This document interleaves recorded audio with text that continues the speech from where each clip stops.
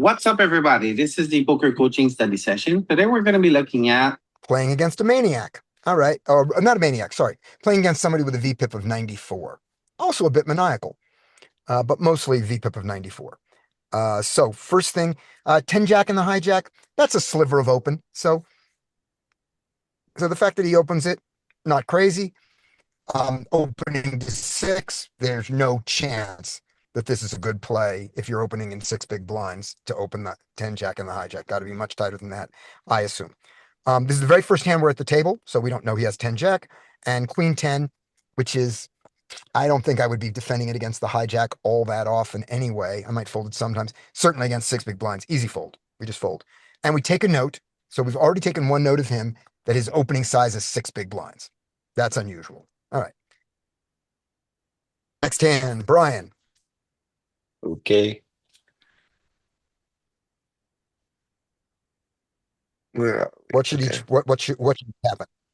King nine's a fold. 10-6 offsuit's a fold. I mean, it should. I'm pretty sure. Open the big blind. Right. Yeah, Yeah. it should fold to the big blind. Right. So now so he raises to four. And so hmm we've only two hands against him, and already Christmas lights should be going on in your head. And Yeah. if you are a multi-table, if you're playing online and you're a multi-tabler and you don't mind, this would be a good time to close the other tables and pay a lot of attention to this guy because already something's going on. He raises and everybody folds, of course. Great. Next hand, Larry. Okay. We're not seeing it yet, but we will see. Okay, I see it. Jacks is an open, and it should actually fold around. Ace three, I think, has sliver of free bet, but generally, I think it folds this early, and that's what should happen. Jack should Yeah. I raise would and take. Yeah, there's a little smear between ace three, ace four, ace five, and ace six there. Some of it. I would just load it all into ace five until people figured out you were doing that. Yeah, agreed. Yeah, easy. He raises to three, and So I, so yeah. So oh, this is our mark. Okay, so our mark's going to defend everything here. Any yep. ace and So any he king, calls. probably. That's how you get to a VPIP of 100 at this point.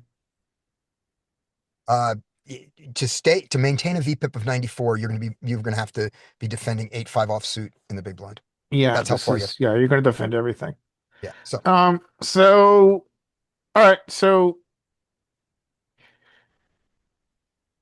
I tried to check. This is generally against, so your early position here, you've got supposed to be playing in theory the tightest range on this texture.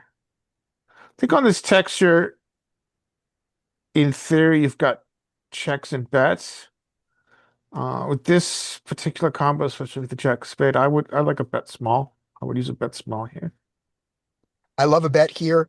Um, let's There's gonna see if bet there's big. let's see if it's a bet big. I could conceive of a bet big here because we're not betting this flop all that often. Let's just check that real Yeah, that might quick. be true. That's worth learning. I think this is Yeah, gonna be let's one do of an the hands MTE. very specifically that bets too. Yeah, I think Yeah, this hand definitely wants to bet a lot of the time And I because believe it'd be if big. because of our pairs, yeah, reverse linear seems like the best way to go with our pairs, Yeah, that's valid. right? Yeah. All right. So let's see. Let's the 100 big blinds cash game, 100 big blinds deep, six max. Sorry. One more time. Cash game, 100 big blinds deep, six max with a rake. That's what we're playing. Here we go. Save. This was a low jack open. He went to 2.5, but that's fine. We got called, and the flop is the four deuce of spades, nine of clubs. And my prediction is that we're going to find big bets on that we're going to bet infrequently and big on this board, and that we're going to bet reverse linear with all our overpairs. That's my prediction. So he checks. Good. Mm, ML. All right. So yeah, except look at jacks. look at our sizing Except here. That's the one. Kings, queens, and that makes aces sense. all bet more often than jacks and tens. Yeah. So Yeah, wrong about your presumption is correct. We mostly check, but when we bet big, it's a polar. It's a Yeah. polar Wild to me flop that for us. I would think Yeah. jacks would bet more than queens. Queens would bet more than kings. Kings would bet more than aces, I just did because too. of the protection factor. Like, because Yeah. normally it feels like that's how it goes. Well, Yeah. it changes. Sometimes it decides it doesn't want to do that, and it Yeah. does like a reverse correlation. But Yeah. a lot of Yeah. times it does, Yeah. and Yeah. I don't know the reason. It's it's I not would think reverse linear. tens would want to bet the Well, most. well, if you Yeah, look you at think. it, kings and queens bet the most, aces check more Yeah. than kings and queens, but jacks check more than aces. Yeah. So Tens it's check not, more than all of them. yeah. So Yeah. it's not the reverse linear that I thought it was. But it's also not a big difference between all of them. So Can I we got all that. Sorry for interrupting you, but can we look at an ag report when Okay. we're done with this part? Sure. You mean right now or the whole Yeah, section? well, whatever. Well, Oh because yeah. I think you're right about this being big bet. So what's our big bet here? Big bet is 60% pot. So why don't we look at an ag report and Yeah. then understand and then look at some see if we can get any heuristics together around what are our highest 60% pot bets. I mean, big we're not going to use a big bet a lot, right? So we can see here, so the average on top. So we can leave out pot because Yeah. So that's just here we go. This is what we're yeah, going. it's when we do 33. So we start with trips boards because we just, where we're all over it. Yeah, Where we just we've where got the the low boat jack just advantage. yeah. But it's now when you get past the trips boards, we're seeing, and we want boards where we do a reasonable amount of checking because these are range bets. These are the few range bets. Big pairs and trips boards are range bet big. 10, 10, 7, 10, everything 10 and above there and trips boards. But as we roll down where we get some where we're doing, we're doing some real checking. Yeah, 10, 9, these 3. are Yeah, 10, 9, 3. unicorn Here we boards. yeah, 10. Yeah, 10 deuce deuce because nobody has a deuce like that. So it's just our overpair advantage, slams into it like that. And we even have all these pot size bets on that. But here's the ones where where we're checking a fair amount. 10, 7 deuce, 10, 5 deuce. So 10 high and with a fair amount of checking. And then when we get a lot of checking, here we go. Queen 10, 5, Queen 8, 5. So disconnected or no straights available. Straight draw available here, straight draw available here. Only one overcard to hit. And if you look at it this way, here's another way. Let's look at it at the ones we check the most. See, look at the ratio of big bets to small bets. In these boards where we check a lot is common that we're betting big. Here's the exception. An ace high board. Ace 6 deuce. And of course, all the monotone boards are going to have this feature. So monotone boards So should be 6, 7, small 7, we bet. almost never bet, but all small. Yeah, they are. So monotone are all small, and we do a lot of checking. But in these higher check boards, what we're seeing that except for boards that we can describe why, like ace high, ace small, small, Yeah. and we know why that's not good for us. You can see the ratio of big to small is the opposite of the sort of let's automatically bet small. Yeah. So that's worth learning from this hand. Yeah, agreed. Let's see what he does. I think, your observation of the texture was correct. Yeah. Yeah. And the exception is monotone boards are an exception. And locked up equity boards. Locked 5, up 6, equity 7. boards. Yeah, maybe not. Let's look at a 5, 6. Let's look at something that's really locked up like You can filter for 5, connected. 6. Like one Yeah. interesting, if you filtered for connected and made the highest card a 9, that would probably be interesting. Yeah. Five. Here we go. 3, 4, 5, 5, 6, 7, 4, 5, 6. Well, we just check range there. So that, yeah. So we're just checking so often. But here, 6, 7, 8. Still 6, 7, 8. When we bet, which is almost never, we bet big. This is a monotone, so we get that exception there. Yeah. So that's I think that's a heuristic we can start with. Let's see what he does. He goes for the middle, which Brian is trying not to do. Not on the flop. Here, betting the horse, half pot, to see what he does is perfectly fine. That's a different strategy. But he makes the choice that Brian is moving away from, which is don't go in the middle on the turn in the river. Yeah. He actually just released a video exactly where he's only allowed to do 10% or 2x pot. Yeah, I watched that. I love That video. That was it. interesting. And there's spots where it is good, I- obviously, to bet those small Yeah. sizes, but there's spots I Yeah. need to make sure.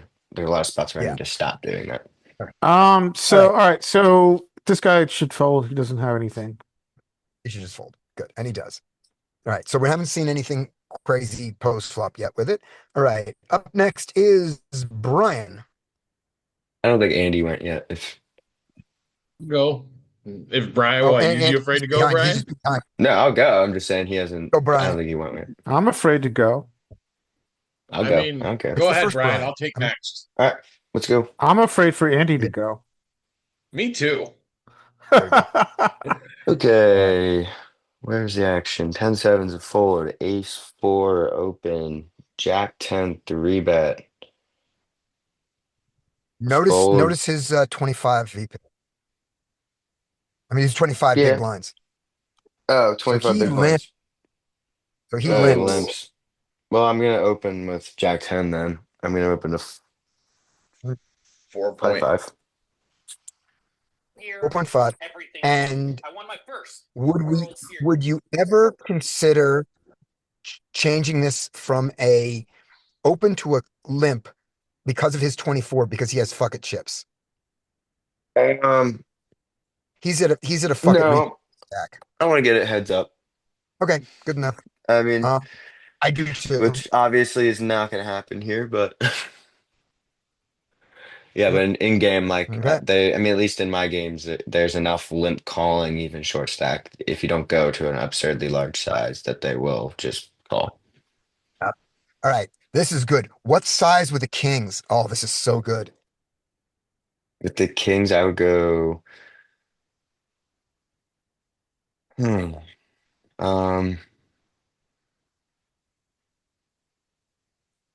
I'm trying to think of what I would want to do here. This would be so I.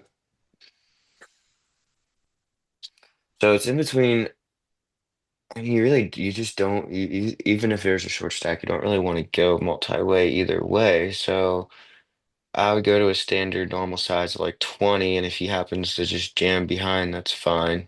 Right. I mean, Okay, I have good. kings. Yeah, So yeah, I'd go to like 20 here. good. Now, here's a subtlety to it. So that makes total sense. Now I'm going to throw a wrinkle in it.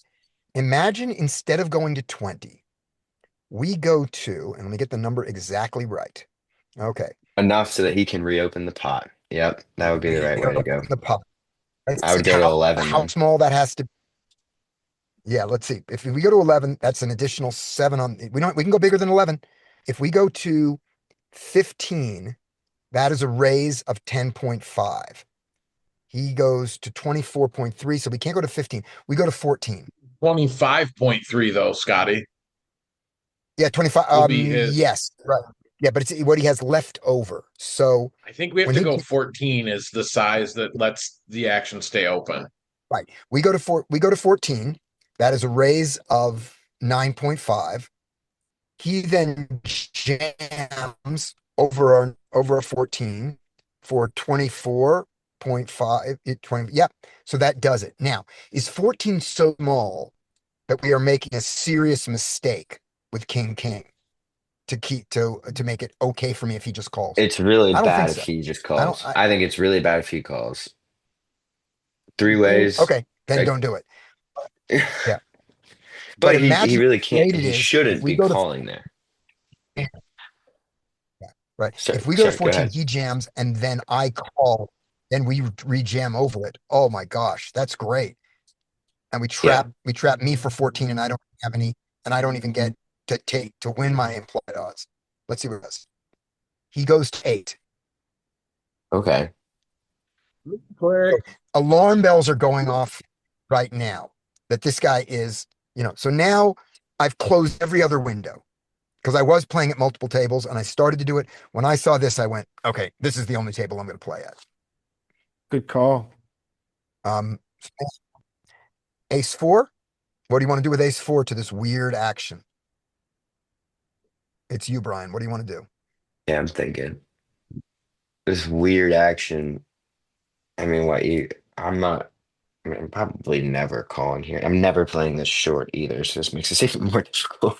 Okay, good Um, enough. Yeah, this is a Now, tough what do you do? spot because none of us are ever going to be playing this because short. I played like generally at least 200 big blinds effective almost every time. Right. Okay. So let's just see. So in this Not gonna- situation, I don't know what is right. Um, but personally, I would fold because I just got raised and then three bet, and I don't really have much implied odds here, like within suited days. You're But don't know what, and you don't. This guy behind is going to do. You've got one big blind in there. Just fold, Yeah, yeah, I would and and just you fold. can't read. Yeah, if we I think like it. of like normal circumstance, Yeah. how the action would go here, it would be ace four open to 2.5, get three bet by jack 10 to 7.5, cold four from the small blind is, I mean, in theory, how this action should go, right? So Yeah, when and we then you get the just And both fold. cold everybody folds. in the Right. cold four, All yeah, right. it's Let's. gonna go ace four fold, and jack 10 can consider calling the cold four, depending on sizing. Just fold.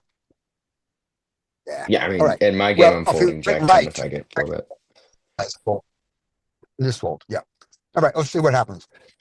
So he calls, and now I think I have trivial decision with Jack 4, Jack 10. What I did he think do? this. He I called. Oh God. think this is 100% going behind. There's not enough money behind. You have to fold. But you're Right. cutting in and out, Scotty. I You do- can't really hear you. But I'm Oh, saying sorry. Okay. I'm saying that I there's think I don't think that either of the players have enough money behind to call. You're okay. looking at So 3.5 to, I mean, the odds you're getting. you don't big blinds. Get more than from, and the other one gets 4-1, something like that. I think that's plenty to put in 3.5. I think this is an easy call. No, And I'm not. I know I'm behind. That's Okay, true. you don't But now like you it. get to All right, here we play. go. You get to play in the middle of the sandwich. Oh no, you're at the end. You're right. You're right. You're in position. Yeah, I don't hate that. Good position. I lose 3.5 more big blinds. I just I'm with yeah, maybe I play too many games where people three bet very straightforwardly that I know my hand is generally dominated here and I have to make a two pair hand or better. right. But is it worth it for, okay, normally it's not. Normally it's not worth paying for a two pair hand or better. But for a pot that is 25 already, and I'm putting in 3.5, and there is some implied odds behind, and I'm in Yeah. position, I think I can. Yeah. Yeah, I don't think it. I think that if it was just if the other guy folded, I would fold. If the other since the other guy called, you can make the call. I think that's probably the better way to look at for me at least. I think that the mistake on their sizing, that your advantage is you get to call them. And if they have pocket Yeah. aces and they do that with their sizing, so be it. I'm not losing my money with one pair. I might lose one bet. I might lose, I might call the flop. But anyway, so that's easy. All right. Up next is Melanie.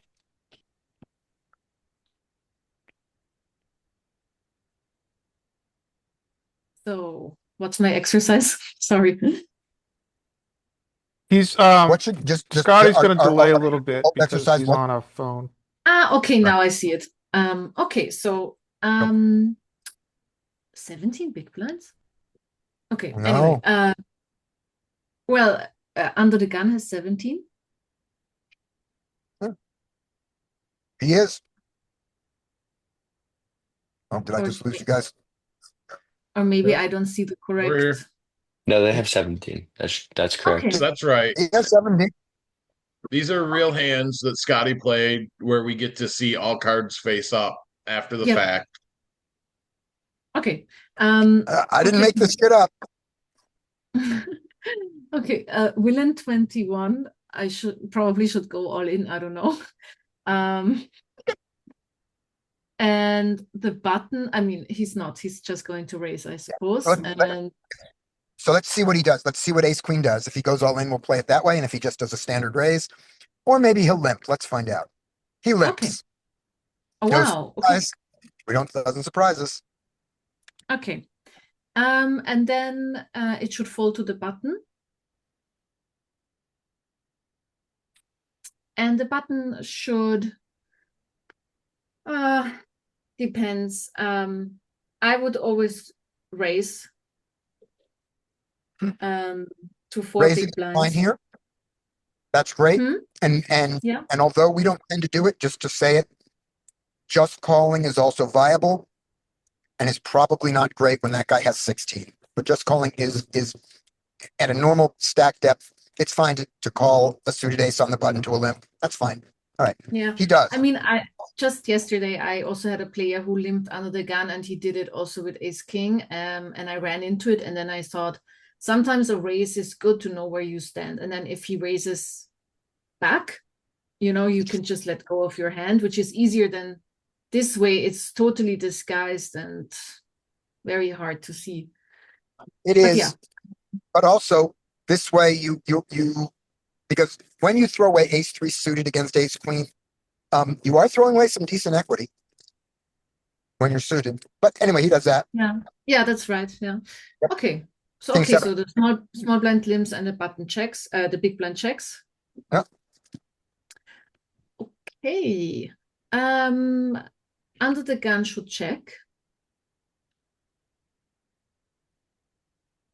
And then the button should bet. Should ace queen check this? I didn't hear you answer that. Yeah, it's a check. Okay, he is. Good. And then the button should lead small. He goes big. Okay. In which case, king 7. King 7. It's not great. I mean, if I would see that in a small stakes online cash game, I would probably just fold because this is honest play. Yep. Usually. I'm with you 100%. In a small stakes game, we should fold. In a high stakes game, we should fold. Against amateurs, we should fold. Against professionals, Yeah. we should fold. King 7's a fold. Multi-way. Yes. Easy. Yes. Yep. You should have never been there. In the first place. Yeah. There's that. There's the completing with 3 other players in the big blind. I mean, from the small blind, you can get kind of wide. King 7. I mean, maybe that's king 8. Maybe king 7's a mistake. King 9 is not, because it can make a straight, something like that. All right, so there we go. Andy, Queen 10, fold. bet I do. 9, 10, fold. But we know he's not gonna. Is he gonna raise or is he gonna limp? All right. What do you predict from seeing the limited hands you have now? And remember, we have not seen showdown from him yet. All we know, he's playing too many hands, has a limping range. I think he's on open limp, right? Did we see him open limp yet? I don't think we've seen an open limp. We've seen a limp behind. Seen a limp behind. So let's see what he does. There we go. So now we've seen an open limp. So we have Okay. classified him. We've seen oversized bets, different size bets, limps. He is playing his hand strength a bit here. Yeah, I've labeled him as a super fish at this point already. Five Fish. hands in. Superfish, that's right. We've got he's got a green tag already. It came, Yes, he. it came on hand, it came on hand 2 or 3. All right, good. Ye- Now let's see the responses. Fold. Oh, I might consider raising here with the king jack off Oh yeah, and I'm going to my standard from the blinds is against one limper is 5.5.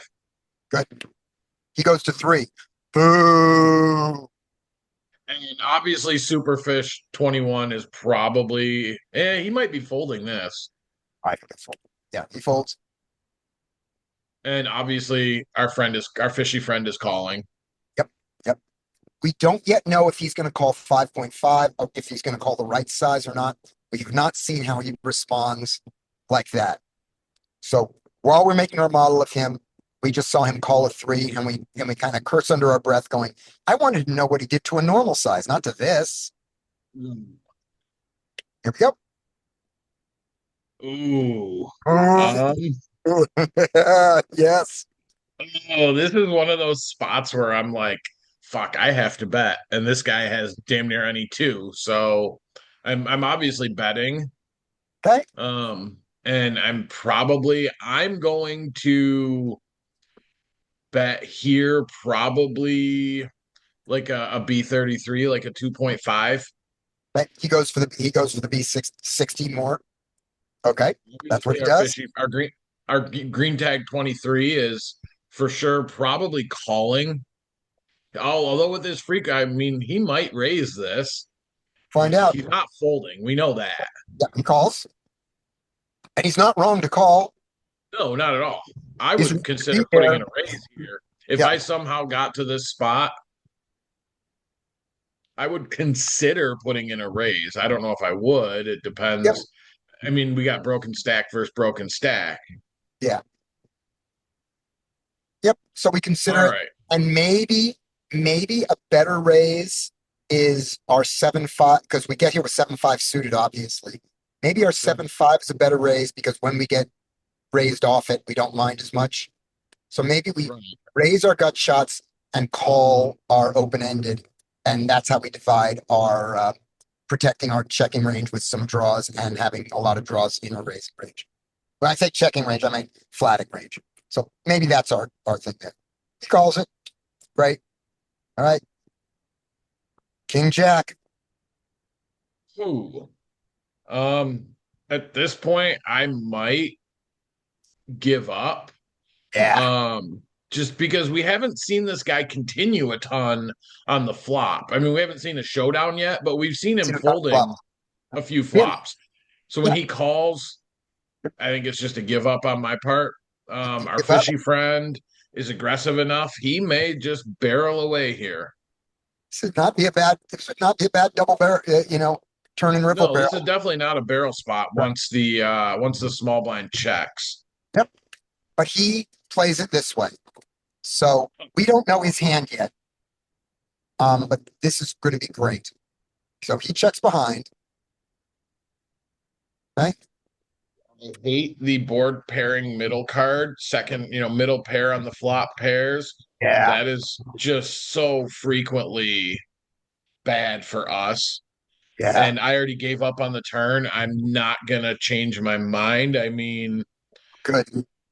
I should theoretically, in theory, well, in discussion, I should be firm and resolute and not change my mind. Depends on my mindset, but it is a check. It is a give up still. I think you gave up on the turn and you're continuing to give up. And Yes. I think this card is terrible. Yes. Yeah. So he gives up. And now And 23 should be firing this card because it is a really good card for us. Yep. And I'm gonna bet probably I don't know, B66, B75, just enough to look like it's thin value, and we can fold out the king high, the queen high, the 7 high that beats us. You might be able to get away with a B50 here. You might. I mean, if you think what he has is a lot of pairs between the 8 and the ace, then you probably need to go 75, maybe even 125. If you think you're trying to fold out pairs. But if you're just trying to I fold think- out this, nothing. right. And he goes, "Oh, sure. That seems fine, right? Just fine. Now, can we ever going back on the river here Mhm. as villain 20 against this particular opponent? Can we ever consider a hero here?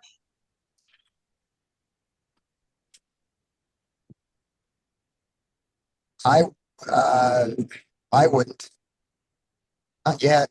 Not without seeing more. We haven't seen a showdown yet.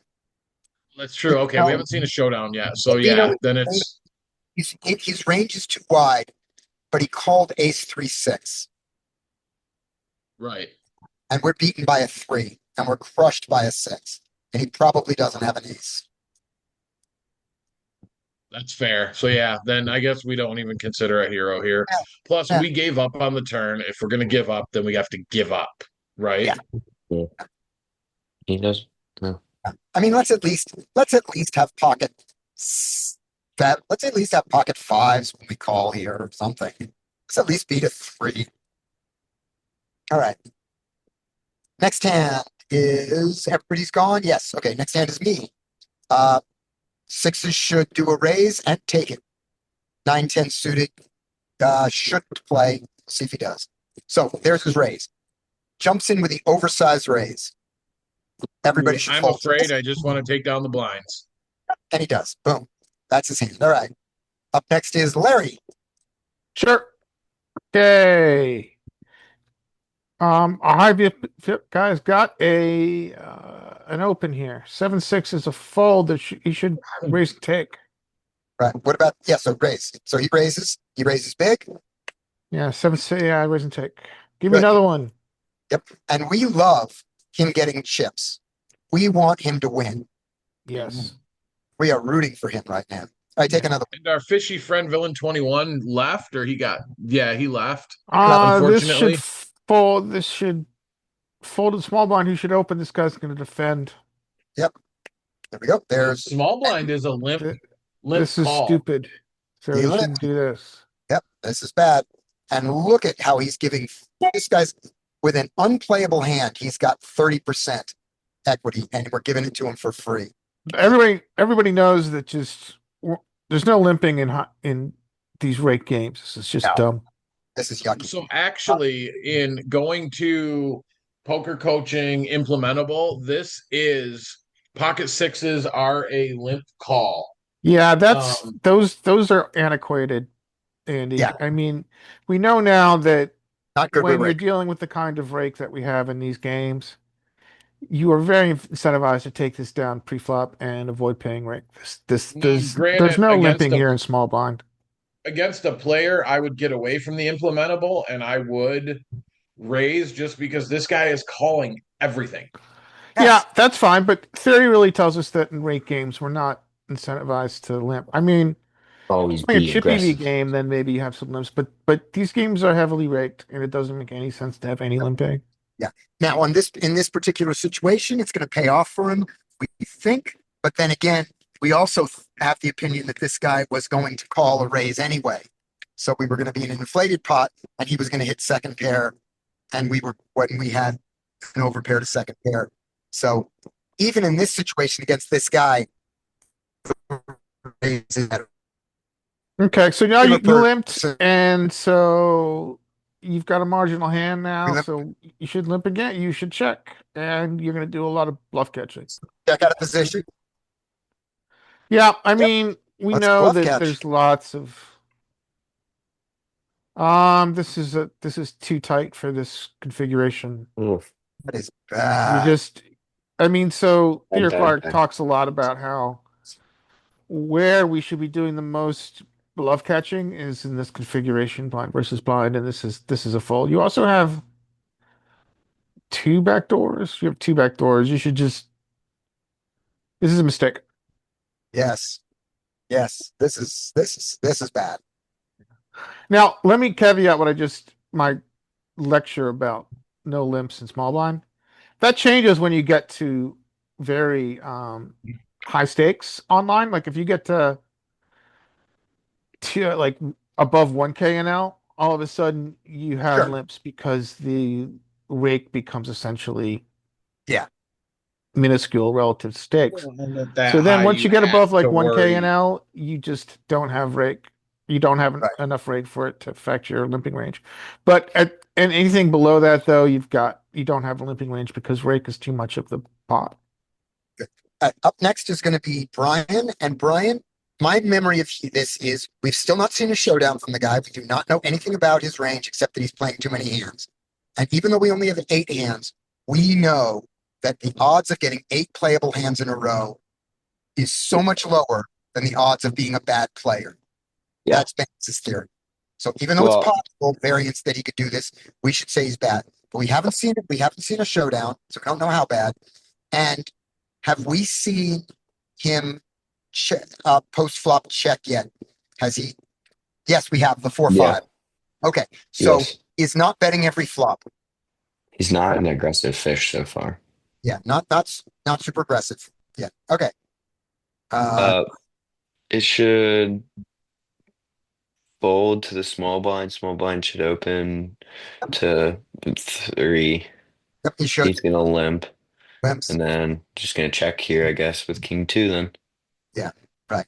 And the other thing that we're going to make the assumption of here, and we're going to be slightly wrong, which is with the amount of limps we've seen from him now, and a limp from the small blind, we're going to think that his opening range, his raising range is kind of strong, which isn't true because we're Yeah. wrong about that because of the Jack 10 offsuit. So Jack 10 sixes, he raised way too large. All the hands he raised were his not sizing, strong enough to raise his to that sizing, size. sizing is bad. What I'm saying is that when we see him splitting his range, when he does raise, we should put him on stronger than an opening range, we think, but we're actually wrong about that because he's already done that with a 10 jack. All right. So he Yeah. limps.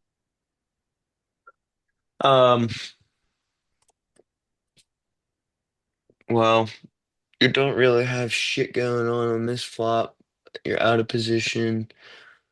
When you check, and then I would check with king.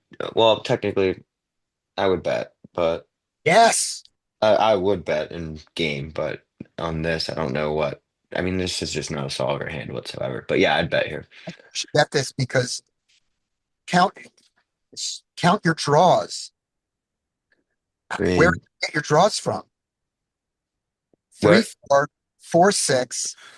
oh, Your yeah. wheels raised, right? Against the limp, you raised your wheels pre-flop, right? Yeah. Okay. So I think that to get enough draws on this board, because you have random jacks that you hit, compared to your jacks are all at this point premium. So I think your bottom pair plus a big card plus an overcard probably needs to fall into the draw category. Yeah. We don't know anything about him yet, and where I have him at, I think a bet is good because Right. he seems like he's willing to call but not aggressive. So we might as well bet our bottom pair for value here.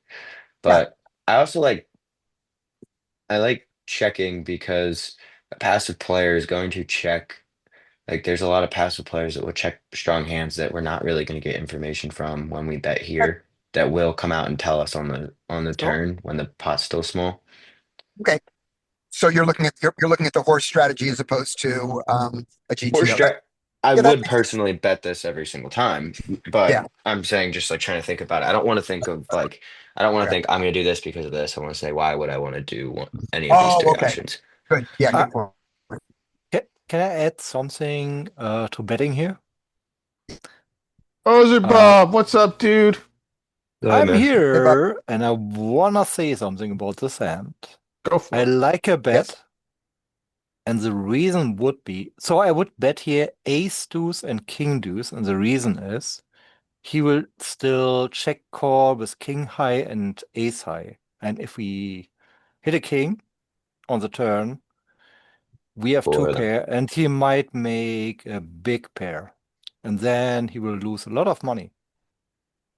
Yeah. I Nice. wouldn't do it Okay. with queen. I wouldn't do it with queen deuce. I think queen deuce. So queen high would fold. I guess. Okay. Yeah. I'm But you don't gonna, have a yeah, chance to fold. You got limped to. There was no raise. This Yeah. is a I'll Yeah. limp. say, So you're here with queen deuce offsuit, my friend. Unless you Yes, I am. But I would check queen deuce. But okay. I would bet king deuce, and I would bet ace deuce for the reasons I mentioned. Good. Um, if you change this board to a 7-5 deuce, I think that this is this is intuitively without writing down the range. If I wrote down the range and did my whole thing and saw what did I raise out, and I counted my draws against my premiums, I might need to put, a high-low with the bottom pair into my draw. But if I have a 7-5 deuce here, then I know I've got lots of gut shots, and I don't think I'll get anywhere. I don't think I'll need to go into my deuces for a GTO balance strategy. I'm not saying we should be playing balanced against this guy. I'm saying if you wanted to play balanced, I don't think you probably don't need to bet king deuce on 7-5 deuce. I think you do on jack 5 deuce, and I don't think you need to bet king 5 here. I think king 5 is just marginal and call it. That's good enough to call marginal. So, did you guys follow that logic? I know what you're saying. Yeah, I know Right. what you're saying. It's about that's breaking only- down your range. Yep. And that's only for trying to play balanced. And do you need to play balanced against a guy who has a VPIP of 89 now? No, No. obviously No. not. Right. That's what I'm trying to, that's what I'm Exactly. trying to consider more than, but Right. I think in game I bet one big blind, Yes. but I think there is some value in checking here actually. Yes. Okay. Sounds good. Yes. So we don't need to play balanced against this guy. That was my argument for playing balanced. And when we disrespect him as much as we do, let's do just exactly what our hand wants most. Our hand wants to bet and protect its deuce. Yeah, we let's go. bet one big Blind blind. folds. He Great. folds. Fabulous. Boring. All right. Melanie. Yes. So, it should fold to the button, Right. and then the button should raise. Good. The small blind should fold, and the big blind should defend. Exactly. Now, the button should raise to anywhere from 2.5 to 3 to 3.5, whatever his standard size is. This guy, what do you think he's going to do now from what we've seen? Hmm. I don't think she's seen as much as we have. Yeah, was this the guy who bet 5? This The is other? our guy. Yep. This is our guy who Okay. has a limping range and an opening range that we've seen a 4, a 5, and a 6.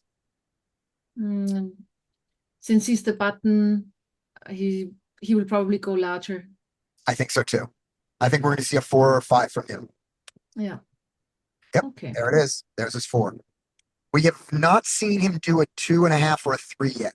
So 4 might be a small size. Good. He may Yeah. not have a 2.5, or a 3 in his wheelhouse. Might not.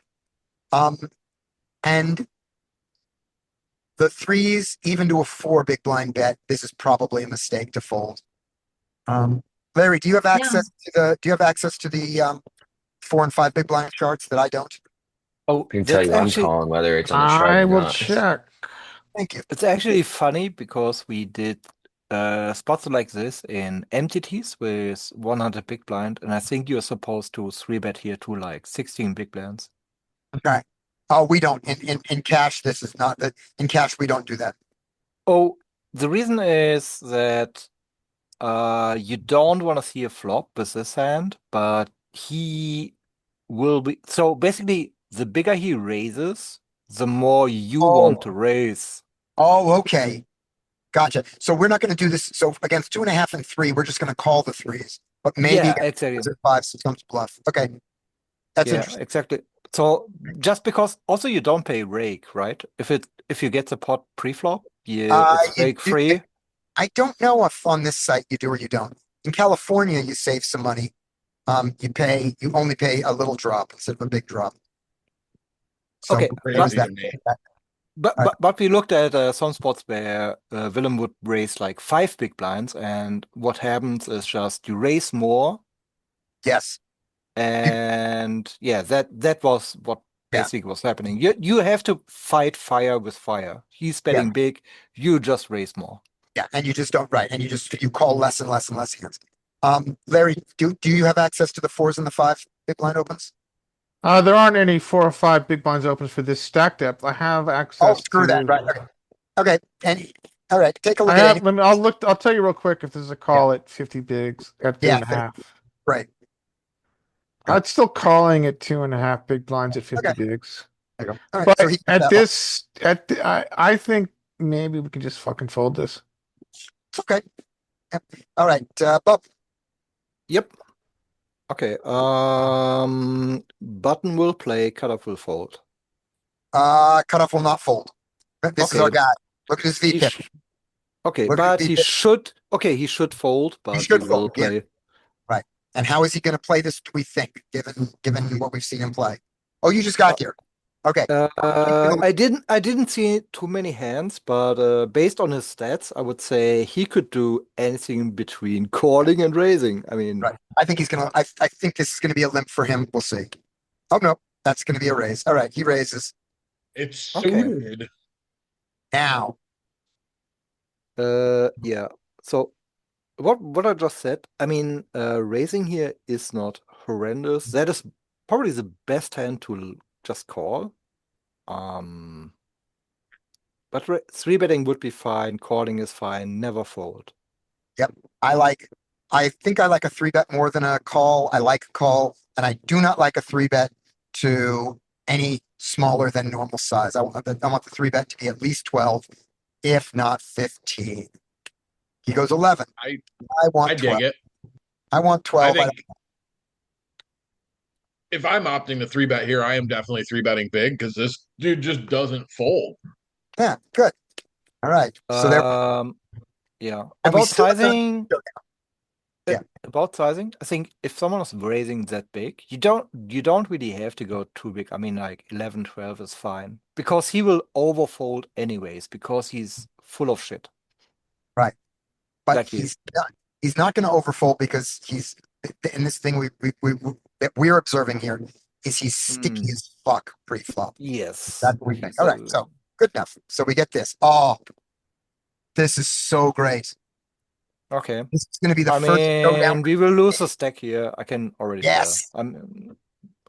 I mean, there's no reason not to lose a stack against this guy. So, Exactly. okay. Yeah. So he does what? He bets what? He checks.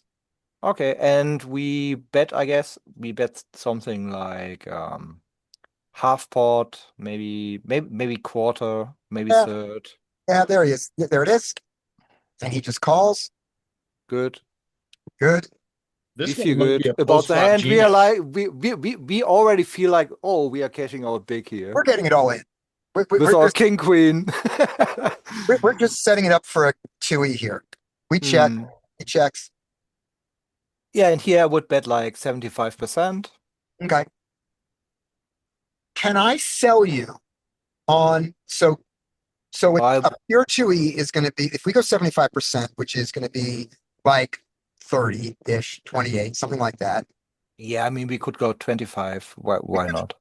But can I sell you on going slightly bigger on the turn than the river just for the hearts port, just to get a little more money from the hearts portion of his range than we would get otherwise, and the rest of his range still acts basically the same? Ooh, No. I like it. Okay. Bob doesn't like it. Andy likes it. I think I would do it. I think I would look at 2E. I think I would sort of make a 2E guess in my head. And I'd come up with, just doing it really quick, I'd go, 2E is probably about 25. And then I would check that real quick. I bet 25. The pot goes up to 87. And I've got, even 25 is too big. So 2E is around 20. 20 puts it 77 with 40 back. Yeah, it's about 20. Yeah. 2E is about 20. So I get some number like 20 and I go, all right, let's go 28. Yeah. I personally like something around 25, I think. Yeah. That looks way too small against this opponent. Yeah. Because he will never raise. Or do you think he's aggressive? Let's find out if he raises it. He raises the small size and he raises to a small bet. Oh man. Like, how is that Yeah. not just a jam at stack depth? Yeah, yeah, If you're At gonna this check raise this, point, he does that. well, Right. but at this point we call. I don't know. This feels so budget. you still got He your is- 25 sizing in there. Yeah. Okay, we Yep. could look at it at this, but I don't like it. That is very different because now the other guys showed some aggression. Okay, we called. Let's see. What happens on the river? And I right don't now, actually. I think the call is good on the turn Okay. here. and his hero, we are desperately hoping that the river is a queen. Come on, queen on the river. Because we want villain 23 to have as much money as possible. An ace. Oh. And hopefully he checks. Please check, and we check back. No, he just jams. He jams. And now it's a little difficult. It's a little Yeah. difficult. Okay. So could he do this with a flush draw on the turn, like ace deuce suited, ace three suited, ace four suited? I don't know. Can he have? So what are the ace X hands he could have on the turn? Pretty hard to find any It's- except the flush draws, right? Yeah, but the thing is, why does a flush draw want to do this to a bet of 11? You've made it inexpensive for me to draw, and I've chosen to make it expensive for me to draw to give you the option to jam over me when you've got a good hand, and I might have to fold my draw and charge myself more and not bet enough to get you to fold. Yeah. Why would I do this with a flush draw? This seems like a terrible play. I mean, True. check jam with a flush draw, I understand, but this is just everything a flush draw hates. So Now, this doesn't mean your opponents don't do it. People make all kinds of mistakes, but hard to see why a flush draw does this. What a flush draw thinks when it does this. okay, so basically what we are saying here is the ace on the river doesn't change anything because he will never. I cannot even think about an ace he could have. Yeah. Right. So he bets. I So think that, we have to call. yeah, the SPR is terrible. But before we insta call, we should say this to ourselves. Check raised turns are under fucking bluffed. And then he follows up on the river. Now the sizing is all screwed up. And it's a limped pot, and he has a VPIP of 91. All those argue against everything I've just said, but the motion is highly underbluffed, right? He calls. And we get our first showdown.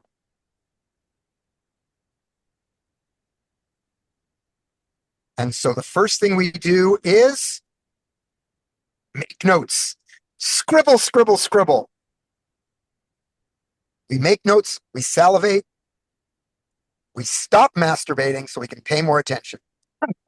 All right, here we go. We have It's not. dangerous in the car, Scotty. It is. It is. But this was when played. I wasn't driving while playing. Okay. Now, the other thing is just notice. So we are now 11 hands in with it. We are 11 hands in, and we have a complete opinion about this guy with only 11 hands. So people who say to you, 11 hands is not enough, are wrong. We know in this situation, we've got a beat on this guy. And we have not played a single hand yet that I can remember. If we lose money in this session, I'm going to be so upset. All right, here we go. Up next is, that was Bub, so up next is me, I think. Yes? Yeah, me. So pocket sixes, he's going to open to 4 or 5. He goes to 4.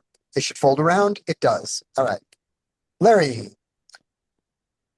Yeah, so King Jack should raise and take. But King Jack here is going to raise and he's going to defend. Good luck, Right. hero.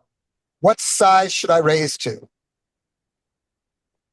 I don't really think we need to diverge from a regular raise size. I mean, I think we diverge. I think we can talk about using an exploit larger size when we have pairs over tens, but I don't know if this hand falls into that category. Okay. Can I make a counter argument? Sure. Fuck you. Yeah, fuck your mom.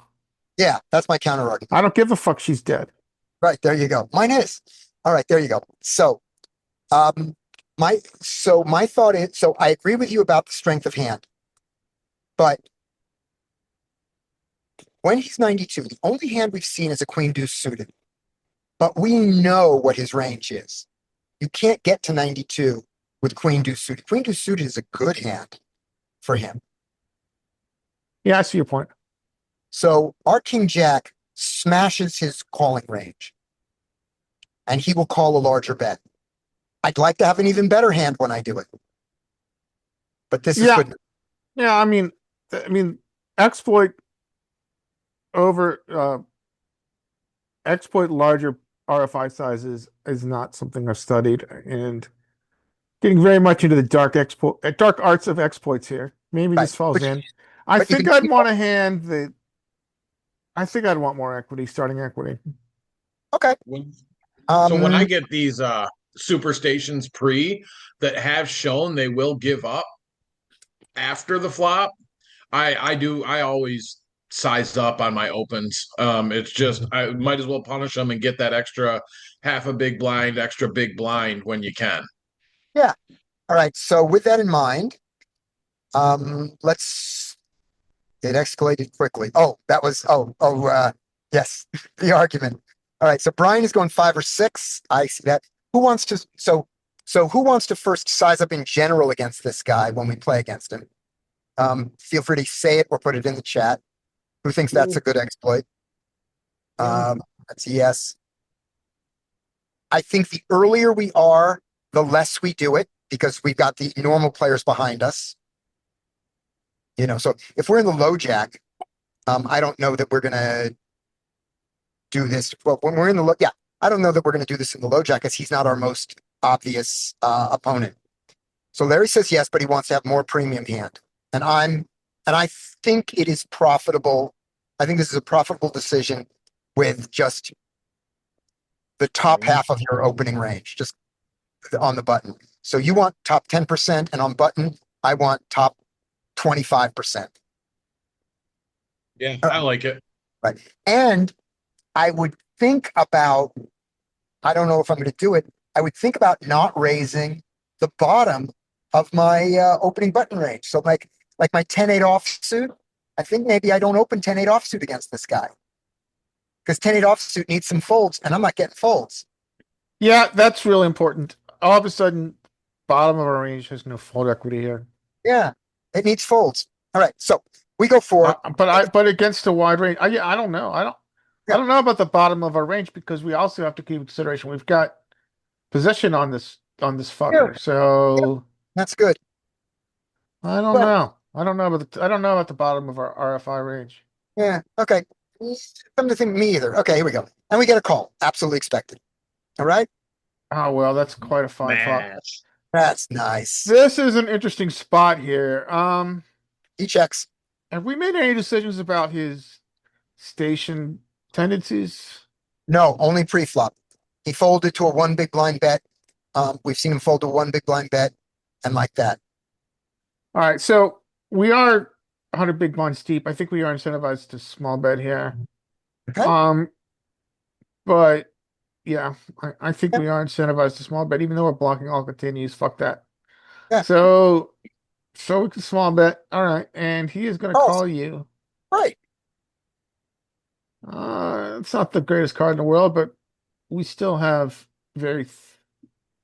I mean, so this is important, right? So what happens a lot against these guys, and we've seen it already happen, is that we will often sometimes get sucked out on with random 2 pair, which in our head are never there. Yeah. Because It Jack seven. happens a lot live, frankly. Yeah. When you have like top pair, top kicker, and they're like, what? You have Jack 7 off? You're not supposed to have that. Yeah. So, but let's turn that on its head and say now we cooler Jack 7 off. So I think we can go polar here. Yeah. And I think we get over bets, frankly. I think you got an over bet spot. He's gonna fold here, but yeah, I like to. I You think go we can go for even pot. bigger Yeah. sometimes. Yeah. This is this is a wimpy overbet, but it is technically an overbet. So I did find an overbet at least. Yeah. So there we I go. would go like.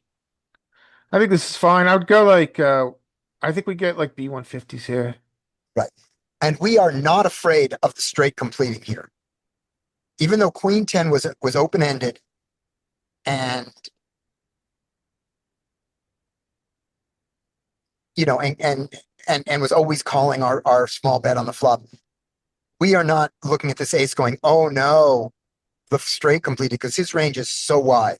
Agreed. However, I will say if we overbet and then he check raises us, We're folding. we are folding, but we have 20%.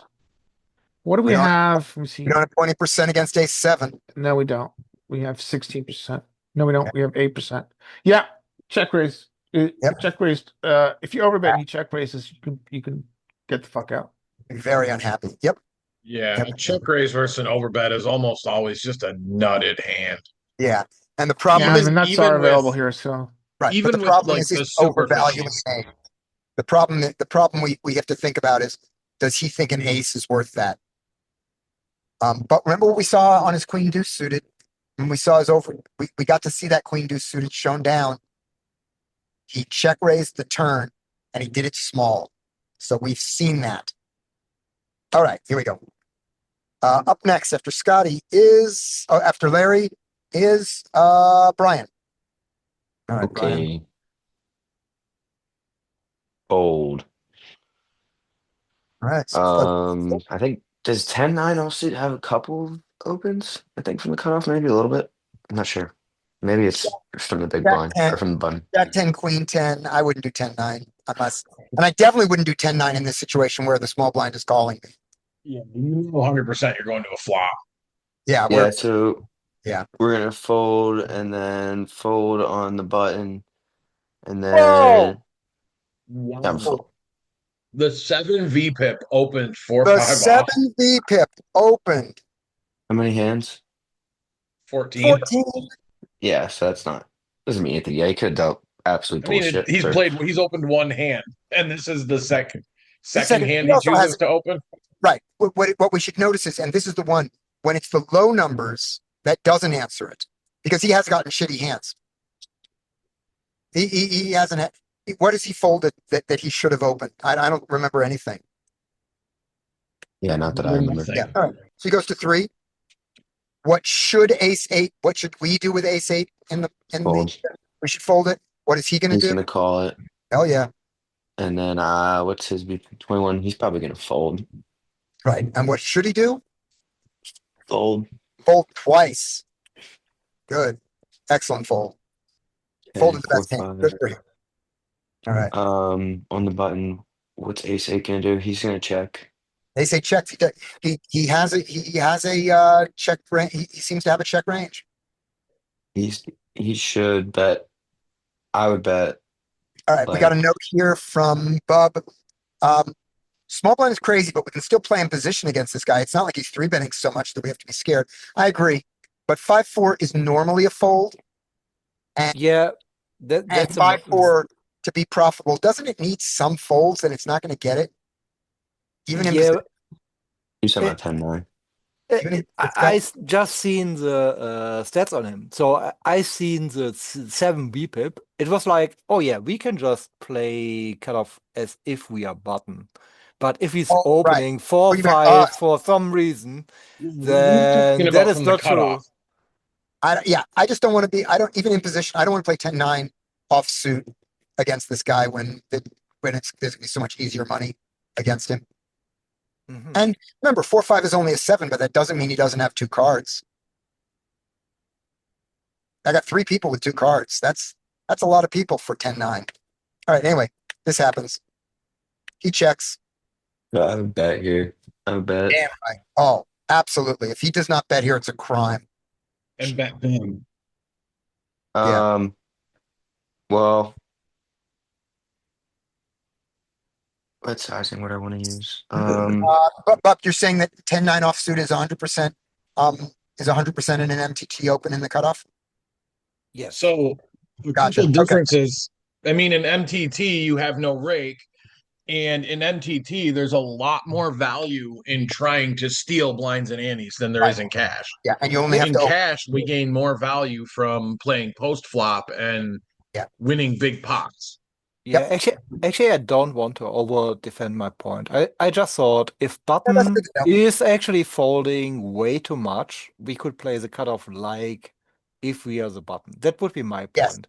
Yeah. I'm not saying like you have to play cash like MTT. That's not what I'm And I trying to would, say. yeah. And since I'm considering on the button folding, since I'm folding 10-8 offsuit on the button, I've decided, and I'm considering folding 10-9 offsuit. I'm considering it because of Mhm. my lack of fold equity. I'm definitely going to fold the 10-9 offsuit in the cutoff. And then also, I think the other argument is that MTT players smell funny and don't value human life the way we do. Okay.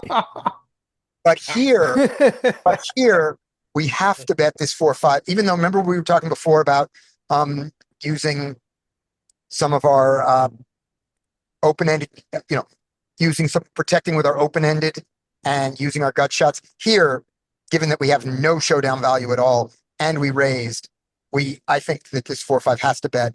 And what size should we bet? I'm not gonna bet big. I'm gonna bet half pot. Like I'm gonna bet 3 big blinds. Okay, sounds good. And in GTO, what size should we bet? Let's just know it. I'm not saying you should do it, but what do we think our G- GTO answer is? GTO is probably bigger. It's probably like 5. I think it is. I think it's going to be 4 or something like that. Let's just take a quick look at that. Button raise, small blind. We're not even here. Where's our call? We don't have a small blind call. It's going to have to be a big Oh, blind. Have to be a big interesting. blind. And seven deuce of spades, 3. I would Seven, have guessed it's a smaller sizing, but it might be true. there we go.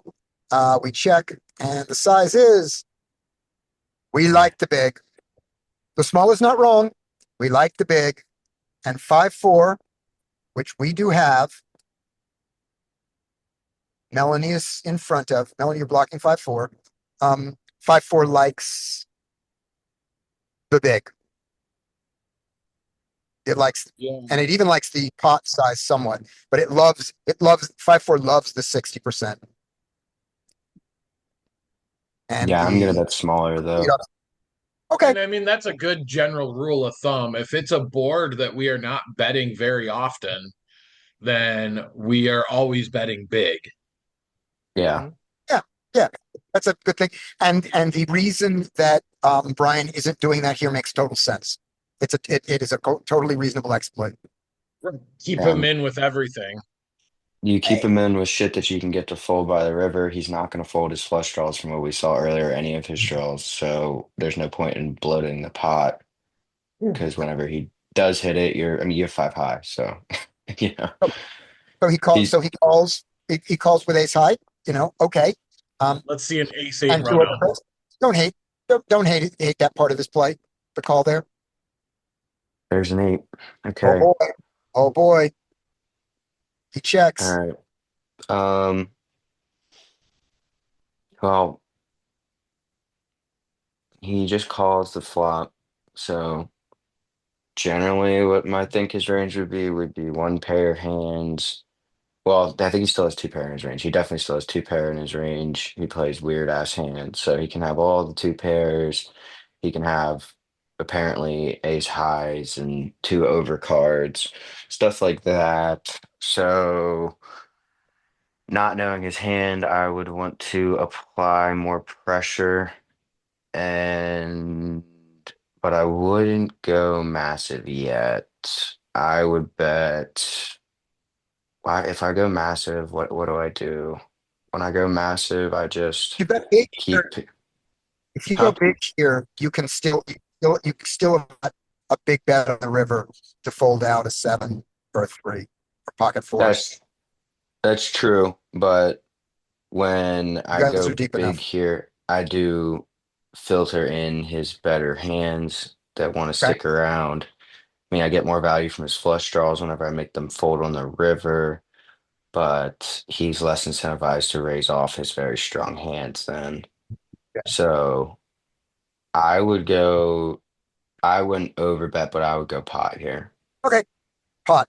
And pot's great because the pot will be 39 and you're going to have 60 behind or something. So that's great. Yeah. Yeah. Okay. Nice. He checks. Boo. Yeah.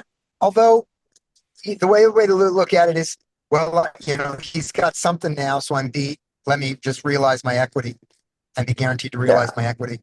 There's no check raise, so that's okay. Okay. Well, Now it's easy. I He bets. personally, he bets. I mean, unfortunately, Hey, good to see you, man. Hey, what's up? well, let's, Right. what does he check the turn bet the river? A lot of the time, this is a weak ass bluff, but obviously this time it's not. But you don't have showdown against any of his hands, technically. You really don't bet here. They don't bet thin enough for value, so this is either a bluff. This is a technically a polar bet, I think. That this Right. is either a pretty decent hand or it's nothing. And I think you lose all of his decent hands. You beat all of his draws that miss that he's betting with. Um, he bet bigger whenever he had a bluff last time, but I didn't know that technically. Well, yeah, So see, we've only seen the one value bet. We did. yeah, we technically haven't seen the bluff. So I mean, yeah, probably sure GTO is just a call. I probably in game might just call here. Yeah. I would consider bluff raising though, Yeah, he folds. but the bluff raise looks really fishy when you didn't bet the turn. I mean, I guess you could have open. Yeah, yeah, I'd just call. Okay. But Yeah, he folded. I think I like a call better than a fold here. And I don't think I love the raise. Okay, so he does that, and we game here. I don't know what you said. Uh, I- After Ryan comes Melanie. Okay. Well, nobody should play. Nobody should play. What do we think he's going to do with 9-5 offsuit on the button? Maybe limp. I think so too. I think he is. Let's see. Yep, he does.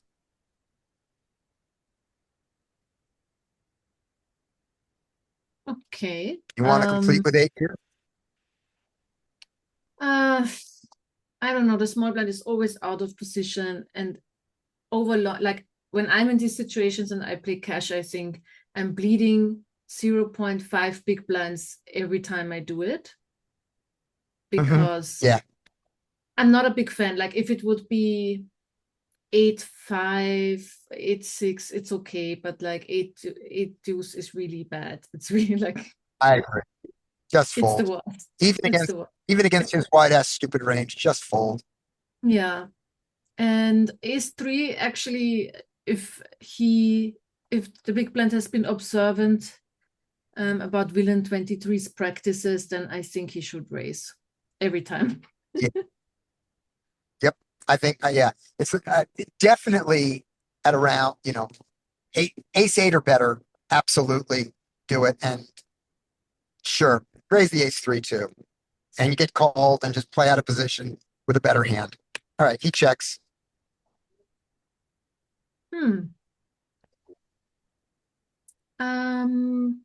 Well, button should check. Right, so we check. He checks behind. If he bet, should we consider a check raise with our gut shot and an ace? Sure. Yeah, we should definitely consider it. Yeah. Definitely consider it. Who fucking Ray? Okay, The now problem is justice. yeah, but are we getting justice? Because now we have to be careful about the bet sizing.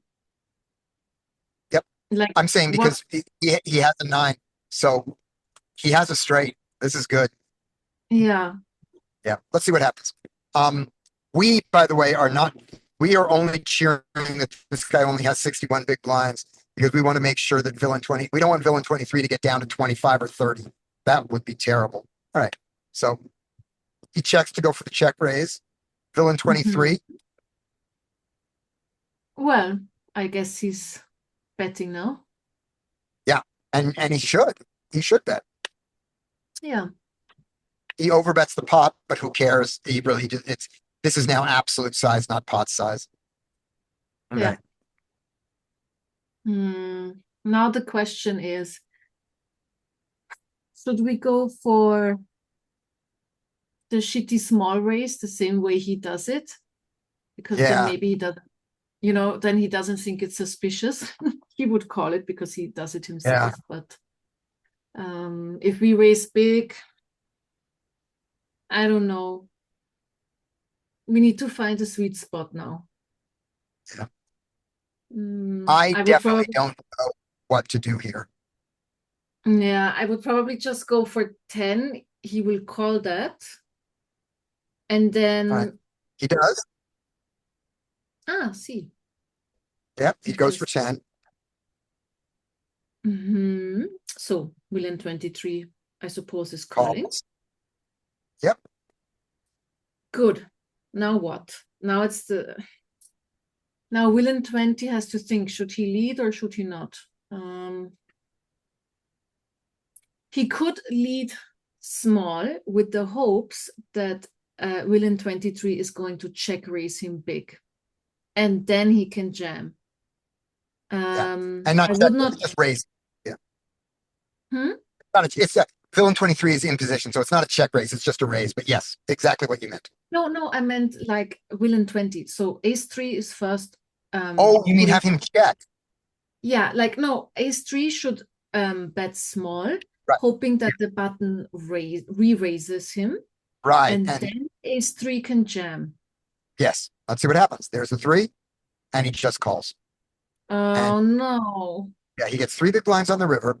We get a tiny little note on ace 3, not much. And we say yes, a 93 VPIP includes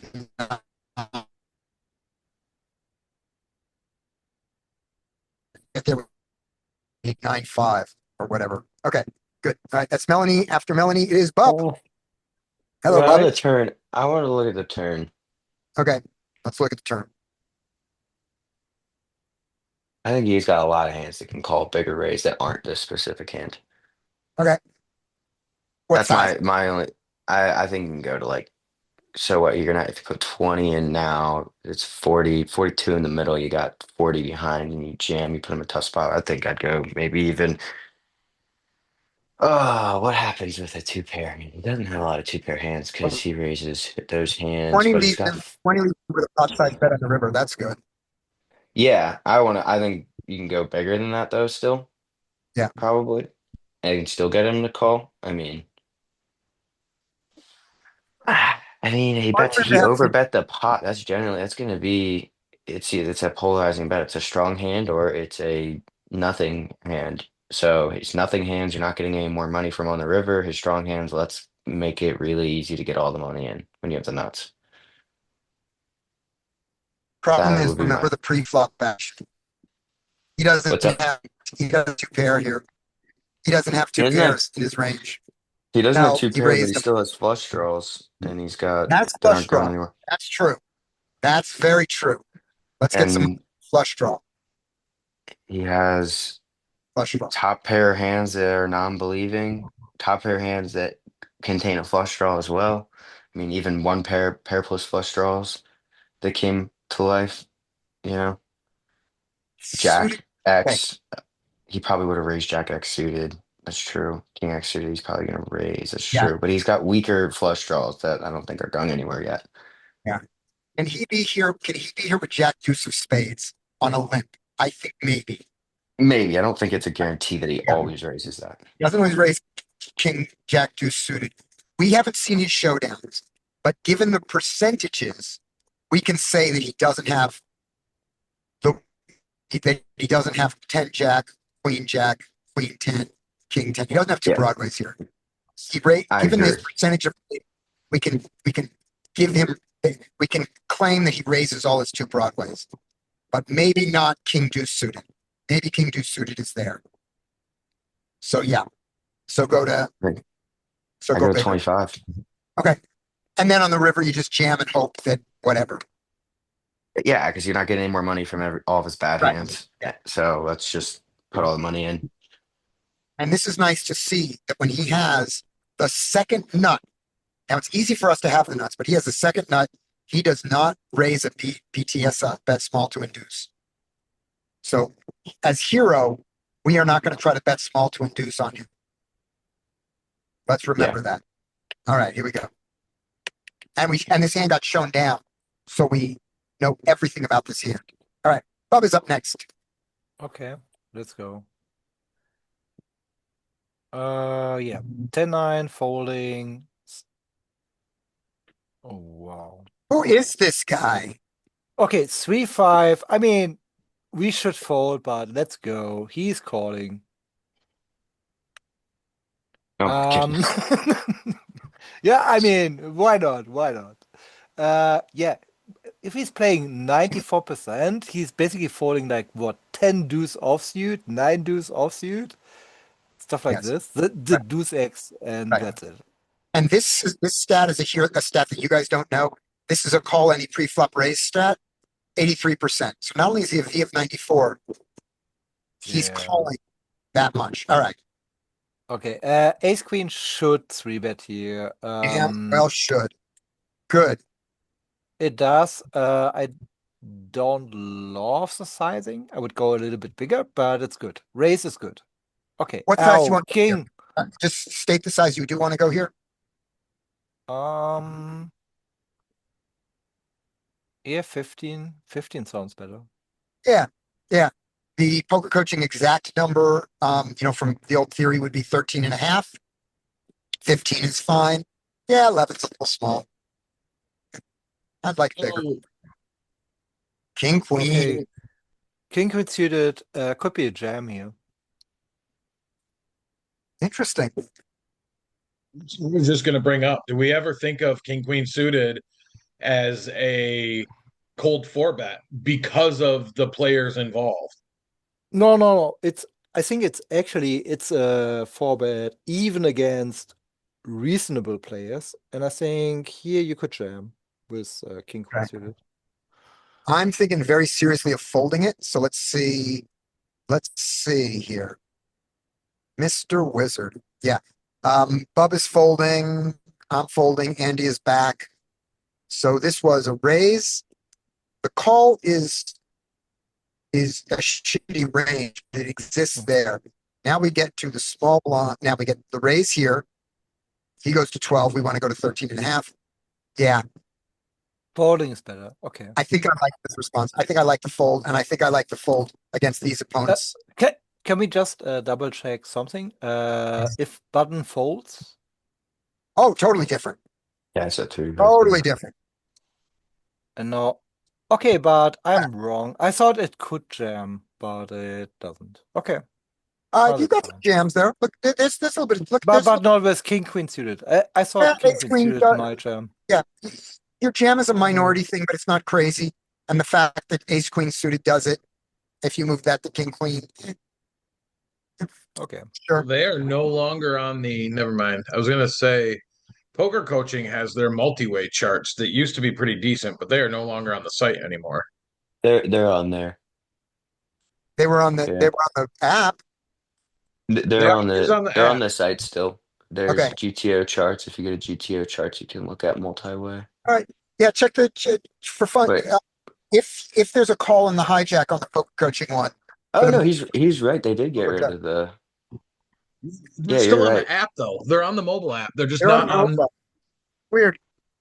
Okay. So Somebody run this on the mobile app if the hijack has a call. By the way, if the the hijack, hijack does not have a call, but what I we're can still, I now want to point out, even without the hijack call, I'm just pointing out to the raise and the re-raise, king, queen suited, we are just out of there. And these bluff. I mean, I suppose if you bluffed king, queen suited instead of king, jack, and king 10, that's not wrong. So Yeah. So I just ran on the app, and Yeah. with a under the gun raise and a cutoff 3-bet to 8, king queen suited does mix 50% 4-bet and fold.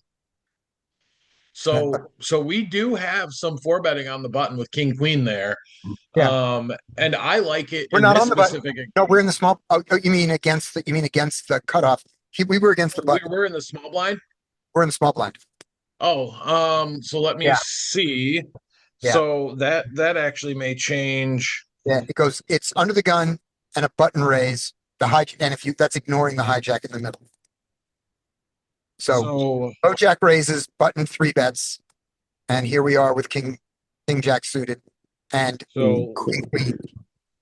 So let me just check. I'm going to run it as a under the gun open button call, Yep. small blind 3-bet, Oh, and then okay. see if the big blind has any. The big blind still has cold 4-bets with king queen.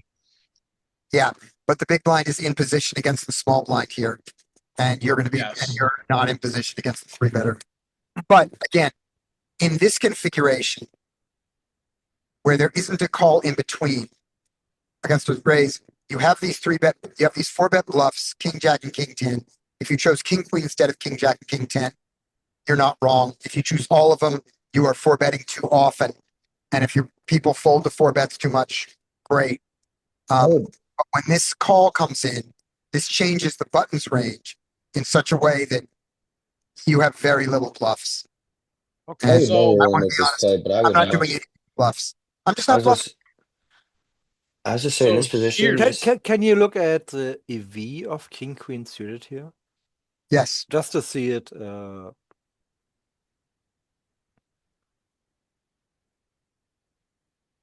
because it's Wait. These a are all, pure fold here, it won't list the EV. and these are also, these are 0 EV. These are bluffs. No. If you point your mouse over the king queen suited. Say again. Yeah, like this. That's perfect. So all in would be go back -3. That is Yeah. horrendous. Yeah. So if we okay, go yeah, back we to the cannot do actual that. hand, This is a the great fold. reason I would think 4-bet cold, cold 4-bet here. When we look at because that 4-5 hand went to showdown with 22, right? So we've seen that even though his VPIP is low, his opening range is kind of weak. We know that 23 is It didn't go calling down a to showdown. lot. He folded. We didn't see it. Oh we crap. didn't, no. Okay. I was gonna say Okay. if we knew that, I wouldn't even 4-bet. I would just call because I want to keep villain Yeah. 23 in. I Yeah. wouldn't want to 4-bet That's and fair. push him out and get So heads up with a Yeah, this player guy that can might be decent. this guy can have ace king of spades and play it like this. What You know? would you think that the spot with the king queen, if we would look at it like that, that's what and I mean, agree with Melanie. I also looked at the, villain 19 is 3-betting at a above optimal frequency, right? Granted, we don't have a ton of hands, but No, it's he did only it one once. time. It's no. Yeah, we it's have- only one that's- time. Yeah, that's not telling us shit. Right. Never mind. So what I personally, so that is how I would try to solve this spot, is to say, okay, wait, we have 5 players. Hijack is raising. Button is 3-betting. And what would I do from the small blind? I wouldn't even think about the 94 VPIP guy, because he can have any hand. It's like, yeah, he's just in there, but it does, he doesn't really matter that much. He's not here, but you want to 4-bet against a guy with 3-bet against a guy with an open of 6%. Yeah, exactly. I So that is what I we should think about, and maybe it's a bad idea against this Yep. guy. Yeah. Let's see what he does. He folds. We, of course, Yeah, Real quick, just to Hold her out. address Melanie's question, where do we see Yeah. how many hands? Because we all know Oh, right where here. we're looking. Will The you eight- highlight for her? Yes. The yellow H16 is the number of hands. And the reason that we know that the even though 94 and we go, well, we've only got 16 hands. A V of 94 and 16 hands is a terrible player. And he's playing like this guy's playing. Plus, we got to see an actual showdown. Okay, so we know that he has 5. We know that he opened 9-5 offsuit on the button and queen deuce suited. So we know something about his range. The 3-bet, though, when we roll over the 3-bet, we get the detail that he did it 1 time out of 8.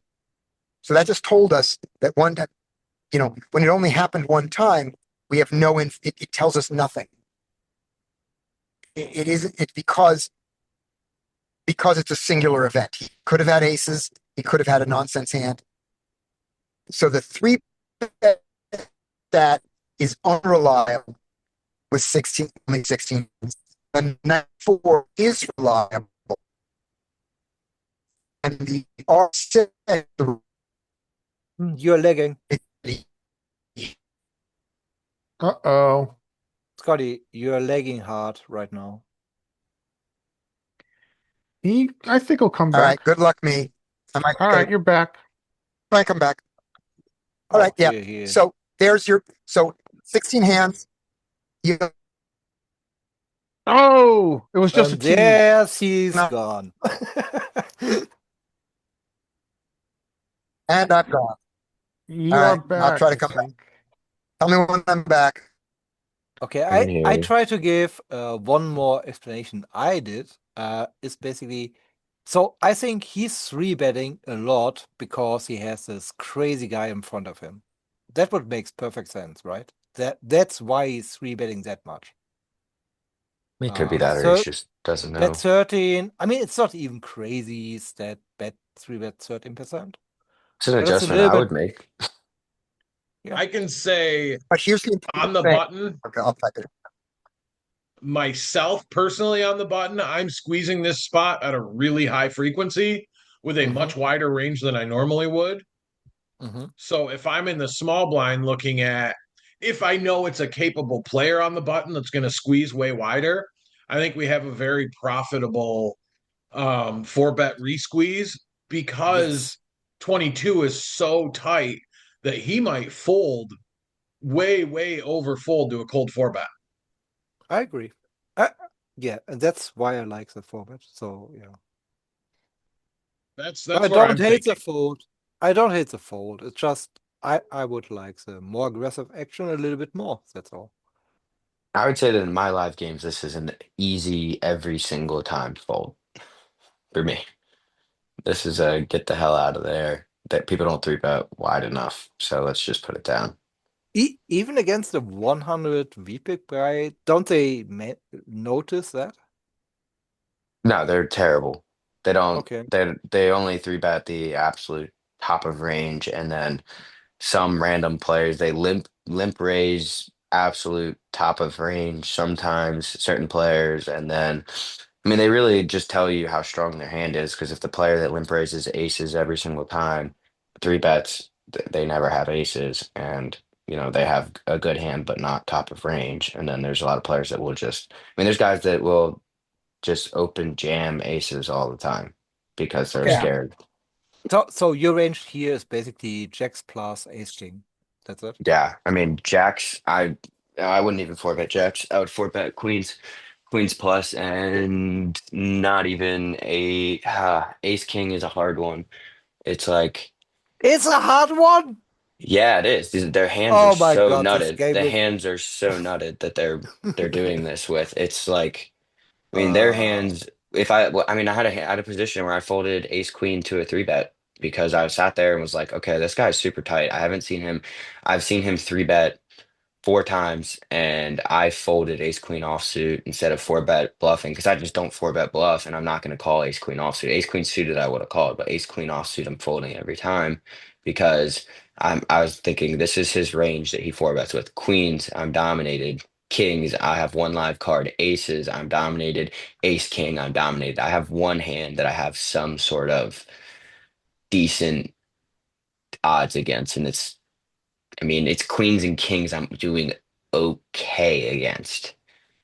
So, what's the point of calling there? Unless I'm suited. When I'm suited, I'll play it, but not suited. And then when I'm suited and I flop an ace, I'm still not going to be in there blasting into me. I'm not going to be loving that position. Am I back? Am I dead? Yeah, you're back. You're great. Okay. There we go. All right. All right. So here we go.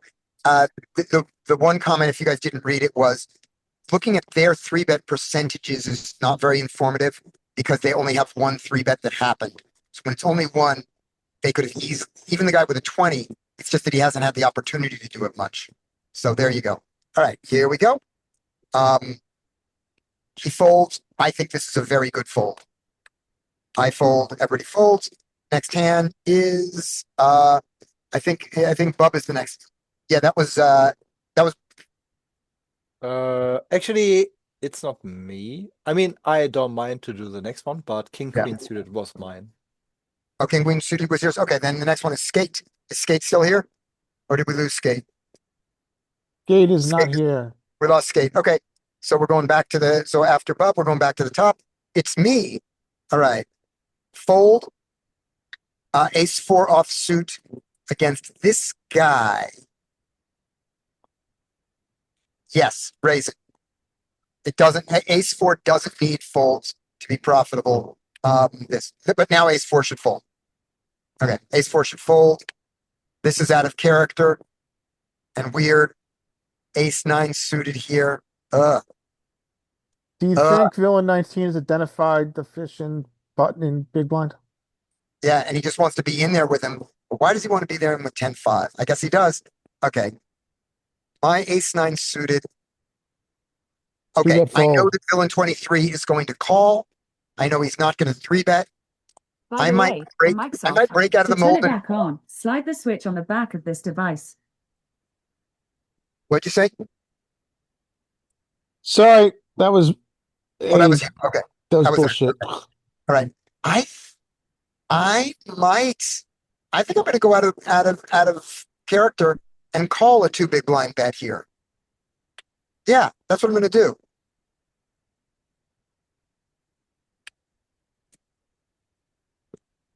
Okay.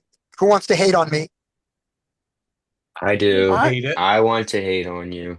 Okay. Hate away. I don't absolutely hate it, but I'm three betting this every single time. But I understand the call to keep in the fish.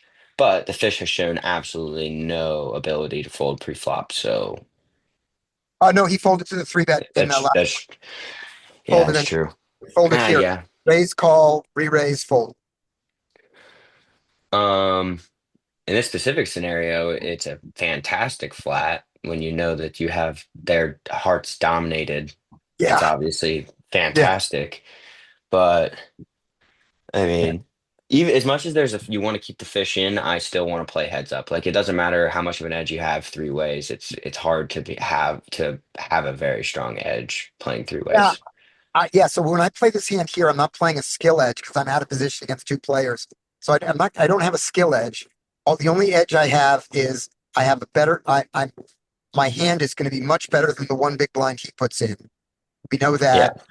Sometimes better than his raising range here. And while I don't have a playing better than them edge, I do have a playing less bad than them edge. That's true. I mean, All right. So I do this and I don't, I remember doing it going, really? Am I gonna? And let's just look at what is the 2 big blind. What is this at 2 big blinds? Anyway, I'm sure it mixes. this is So this is with a rake. This is pre-flop only. 2 big blinds. NL 50 rake. We're at NL 100. So let's do that. He did this from the cutoff. It's okay. Even Yeah. with a ranked game, it's okay. So hate on me as much as you want, Brian. I love you unconditionally. So that I makes want to me, play heads up, Scotty. so that makes me a better person than you. Shots fired. Wow. Exactly. Sorry, Scotty. I think I could steal pots post flop. No, So it's okay. All the reasons to raise there make sense. They're all good. Let me I think call is completely valid though as well, obviously, especially expand. with a fish to your left. Yeah. Yeah. Yeah. There's no doubt that this is a reasonable raise. And not terrible. Let's see what happens. Nothing good happens. All right. So this is well, this is my hand. So I have to misplay this. I'm gonna check this, obviously. Check, check, check. Great. Okay, I love that. I love it. Okay. Great. Let's just win the hand. Let's bet. Let's bet big. We have the best ace, probably. And there are 2 flush draws out there, so let's bet big. Check. All right. No. Check. He bets. All right. Even better. He folds. Great. I have the best hand here all the time. Do I want to check raise? At this point, we think that he's going to continue to bluff because that's the picture we have, that when you get here with this wide a range, you have to.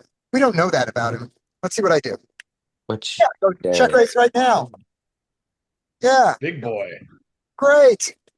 Big boy Hey, poker. love it. I love my play. And now we Are you bet for sure that. this is 50 NL, right, Scotty? Not 100 No, NL? this is 100. This is 100. Are you sure? Oh, I'm sure. Think you Okay. find you think you find players like this at 50? No, you got to go to 100 to find these guys.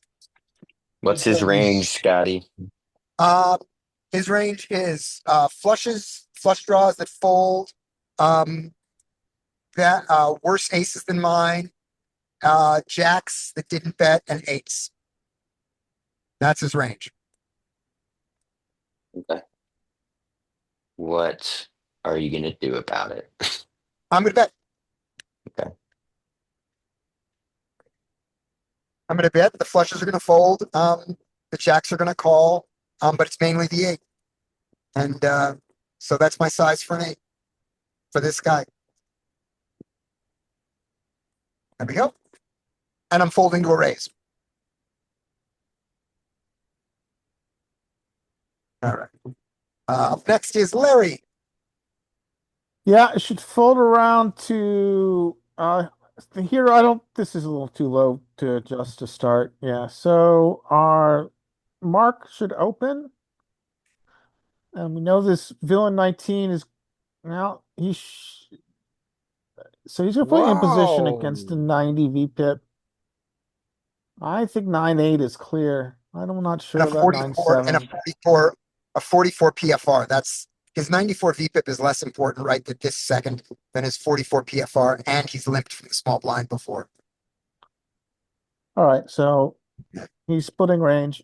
If he's shown limps, I think we just chuck this shit. Yep, good. All right, give me All another. Hero gets to right. play. Brian. Okay. Larry, Hello. Open hero. $3. Oh, why didn't you open? I didn't. And here's why. 6-5 suited is it mix here, and I felt 6-5 suited wanted to gain, was profitable when it had folds pre-flop, and I'm not getting a fold. I just let it go. Yeah, that's fair enough. He's gonna Just let it limp. go. Oh, he's gonna min That's raise. size. Yeah. He's Small suited. Min click. he should fold king 8, but he calls, and 4-3 should fold. But he's probably gonna call. Or he's going to be good enough to fold.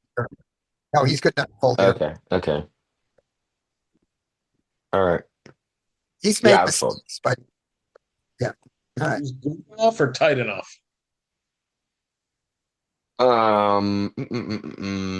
You're gonna check here, and then what I would do is bet small. Nope, he's gonna Yeah. check. Check Okay. behind. Okay. What do you do? King 8 here after he checks the flop. What's his range? Well, he opens usually all of his suited face cards and his offsuit big cards. So, but he opens those to a larger size. So I haven't seen this small size from him before. So if we read it like it normally Yes. would, as this is a weaker size than usual, he would have suited connectors. He doesn't have any pocket pairs because he opens his pocket pairs to large sizes. So he's got no sets. He's got one pair hands here or worse, and flush draws, straight draws. Let's apply pressure. Let's bet 5 big blinds Maybe 7. So or that our bigger. Yeah. Yeah, not because of the size of the, not because of the percentage of the pot, but because we need our absolute bet on the river to be a big enough bet that he looks at the bet, not the size of the pot, and folds. So that Yeah. pot's so small. So maybe that. Right? He checks. Our guy checks He got behind pressure. showdown value. Okay, let's pretend I bet the turn. All right, if I bet the turn, I would not love this card. No, But I wouldn't stop betting on it either because now all of his made hands are going to become more inelastic, so they would be willing to call bigger sizes. But what can we target that doesn't bet the flop, doesn't bet the turn, and what we need to fold here? I mean, if we had ace high, I would consider just checking, but without ace high, king high, we want his aces to fold. We want his flush draws to fold. We want his straight draws to fold. I mean, he doesn't have any straight draws that we don't beat. Actually, he does. Um, no, he doesn't because he only opened to 2. So, um, pot. Say we bet 7 on the turn. The pot is now 19. I would bet 25. good. Probably a lot of pressure I bet to 30, but I agree with you. I would just make it 30, but I agree with you. let's move 25 and get his flush draws that are obviously going to fold and apply a lot of pressure on a 2 or maybe even a 10 that's not loving it. But Yeah. And if you bet 5 on the turn, which was your original size, making the pot 15, then what size do you want to go with a pot of 15?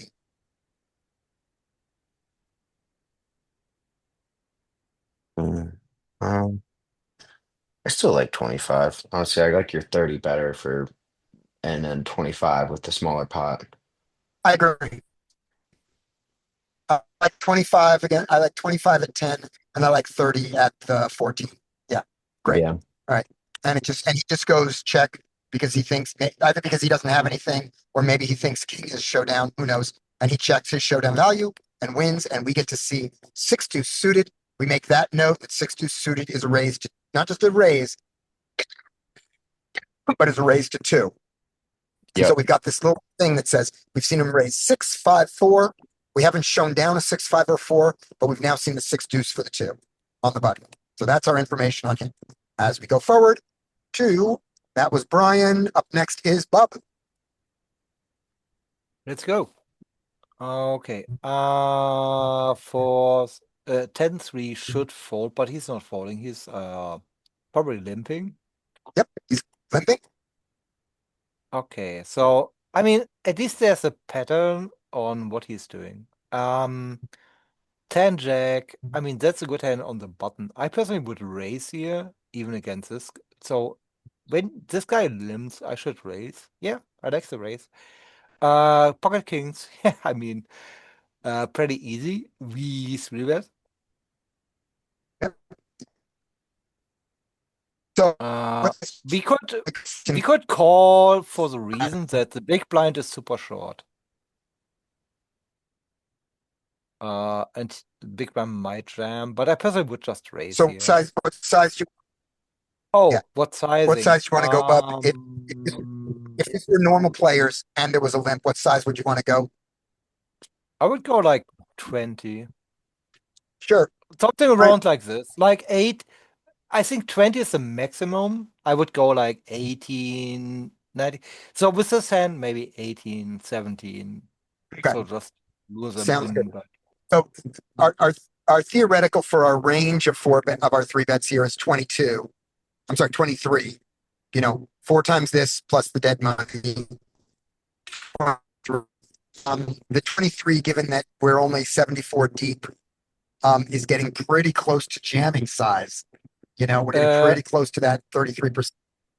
yeah, but yeah, I would size I now. think the rule doesn't apply here because the 5 big blind, that's not where you can get from. So I would personally go with 20 bigs. 20 bigs sounds good. So he goes way too small, but I Oh guess my he's God. one guarantee he keeps him in. Yeah, this should at least be 15. It should be at least 15, even exploitatively. Yeah. And this guy folds to that in position. Okay. The Now guy in you- position, should he fold here? I mean, I don't hate the fold. I was saying I don't like the fold, Yeah, but yeah. I wanted to say I don't hate the fold. I think it's still a strong line, even against a small raise. Yeah. 10 jack offsuit is not good. 10 jack suited never Oh fold. yeah, call 10 jack suited every time. If he's going to do that size, oh yeah, call 10 jack suited and look at him and go, hope you got aces or kings. Don't actually say that. Hmm. All right, here we go. Up next is Andy. Did you take one? Oh, Andy's back. Andy, this one's yours. I haven't taken one in a while. Yep, take this one. Okay, on the button, queen 10 off. I think I like an open here, to be honest. Three-handed. I do too. And I like an open to like 3. Like generally short-handed, I'll go a little bigger. Yeah. Okay. Jack 8 is for sure against our fishy friend going to be an open Yes. to like 4. Of course. So one of the things we hate right now is that the table went down to 3 people because this table may break and we may lose him. And we are up. Remember, we topped off a couple times, so we've probably won 15 big blinds from him, and that's not enough. And this is on the I-word poker, so it's not like you can tag him and find him on another table, huh? Well, I'll tell you what happened at the end of this story. But yes, you're right. Okay, because on PokerStars, I have my friend list of my favorite whales. The first thing I do is search them. Oh yeah. Yep, sounds good. So so when he folds the queen 10, which he should definitely open that. We know we're getting called.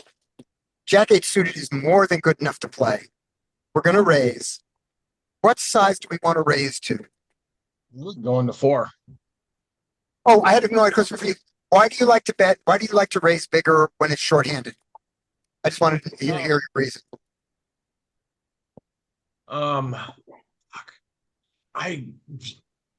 Because you have less bunching effect, card dispersion, it's just less likely that there's big hands out there. So you're not gonna play as many big pots. So you need to kind of artificially build pots a little bit. Nice thought. I don't know if it's true. I like the thought process. Plus, when the blinds are coming around a lot faster. Yeah. So you need to, when you build a pot, at least, and maybe I'm way off, but you want to build slightly bigger pots to kind of eat some of the fact that we're paying way more per hand. If you think 3-handed, 1.5 big, we're paying half a big blind per card per hand we're dealt versus 6-handed is what, like 0.27? Okay. 0.25 big blinds per hand we're dealt. So because we're paying more for our hands, we need to open at a higher dollar value. Okay. So Larry, 5 big blinds. Ooh, Got I anything, like anything it. you want to say? Anything you want to say to me, Larry? I didn't think so. All right. Speak so your we go mind, Larry. Call him a fish. So we go 5. We're going to a flop. For the obvious reasons. And we get called by 9 deuce. Seems pretty straightforward. Yeah. Right. Ouch. Not great, but still. And then now we're out of position. This is a flop that I would be betting a ton, so I'm going small. I'm probably going like a 3.5 here. That's probably better. That's probably better theory. I bet bigger on a completely exploitative narrative thing, which is I want a clean answer. I There's think my we're gonna answer. get the same answer no matter the size we bet. Scotty, I don't know. I didn't know that I was going to get a clean answer from three. I didn't know that I was getting floated from everything. I wouldn't know. you know But I'm not what? done with the hand. I'm done. If you want No, I'm not done. Fuck. What am I doing? I'm dead. Oh I'm God. done. So now it's Scotty's turn. Yeah. And he doesn't raise you. Yeah. So this is who is this my hand, by the way? No, this That is I'm me. misplaying? This is you. Okay, why don't you watch me misplay? So you're going I small. was gonna say 3.5 I think that would be on the better. flop, which I think, I mean, I'm not just saying that because I saw your bet. I'm saying that because that's what I would have gone. Good. Because I think we get the same information from a 3.5 as we do from a B33 as we do from a B66. Sounds good. He's never folding his draws. He's never folding Yeah. a pair, and Right. he's shown that he folds air balls to Right. next to nothing. So Good. I think we get the same information no matter our bet size. He is very inelastic, so I might as well bet small. Yeah. I think you're a better player than me. Good. Yeah, I love your explanation. I would go like 2.5 here. I mean, I don't really. Ooh, Bouncer, I like that even better. Oh, that just gave me a little bit of a chubby. Is betting really small? Yeah, like although the 2.5, he might start to sniff and say, oh, It this doesn't is matter. just a let's see where I'm at bet. But we still have backdoors, and it's fine. Even if he would call the whole range, it doesn't really matter, right? I mean, I yeah, still it's not. actually, you know what? I He will stick with my still fold previous some statement. hands. He is extremely inelastic. So Mhm. he is calling all of his draws and pairs and folding his air balls to the 2.5 as well. So I actually do like the 2.5, Okay. but we'll stick with the 3.5 that I initially stated. So Yep, I think I like it. 5. I think your argument for 3.5 is better than my argument for 6.33. But what I think is really bad is this. I said I wanted to get a clean answer, and then I didn't listen. I think this is terrible. Not because he has two pair, but because of my reasons on the flop. I think this is terrible. This is me saying your range is so wide you can't have an ace. I think it's terrible. I don't hate it. I don't think it's the best. I think with your sizing on the flop, it plays as a check here. I Yeah. know if we'd have gone 3.5, that would have made it 17, and I probably would have gone like 6 on the turn just to Sure. see, because he's still in there with draws and he has every draw. He has the flush draw, he has every straight draw available. Yeah. You know, he has so much that we're ahead of still, that we can continue to get value from those. And then depending on what the river card is, you know, we can, you know, bet fold. Because obviously if he has some sort of nutted hand, he's gonna raise us on the river, and he's gonna fold all of his missed draws. You want to hear something even worse? What? All of his gut shots and all of his straight draws, my jack is ahead of all of them on the flop. Yes. Which is why I like the 3.5, and then I'd go 6 here, staying in the small bet line. Because again, he is still super, super inelastic. He's never folding pairs or draws. And at the small size, I think he's gonna start raising his two pair. But when we're betting bigger on an ace high board, I just don't know that he's raising off two pair here. Yeah. And Brian likes a check on. I mean, after the B66, I definitely like a check on the turn. But a B33, I think I follow it up with a turn C bet. We're losing you again, Scotty. Yeah. Hello? Hello? Hello? What's your check raise, Brian? I'd check raise the flop. I think you should Okay. just check the flop in general because, he's not like for all the reasons he just said, he's not going anywhere with any of his draws anyways. So there's not really any incentive to start building the pot with a shit hand. Yeah. And then when we check rate, and he's probably not going to bet, so he's probably not even going to bet the flop. I would prefer to start constructing the bluff on the turn when I'm pretty confident he's in a weak spot because we've seen all the hands we've seen him play. They've been strong. He slow played the flop and then started to come alive on the turn. So we get more information when we waste a bet on the flop. We lose extra money that for when he comes alive on the turn. Right. And then all of his draws we can force to fold on the river anyways when they miss. So yeah, I feel like the bet on the flop doesn't really accomplish much, and it doesn't really tell us anything when he calls because it could be made hands, it could be super strong hands, it can be draws, it can be a lone six. Yeah. So I assume I am done with a hand now. Yeah, I check. Yeah, He and bets- I would have given up at the turn. Yeah. Or on the river if we'd stayed in the small bet line. I No, think in this because slide, turn, give it up. Give it up on the turn. What, honey? Yes. You go. Wait 1 second, you guys. I gotta give my wife water. I have to find it. It is. Okay. Yeah, it's gonna be in the back. So the most about this hand is I'm now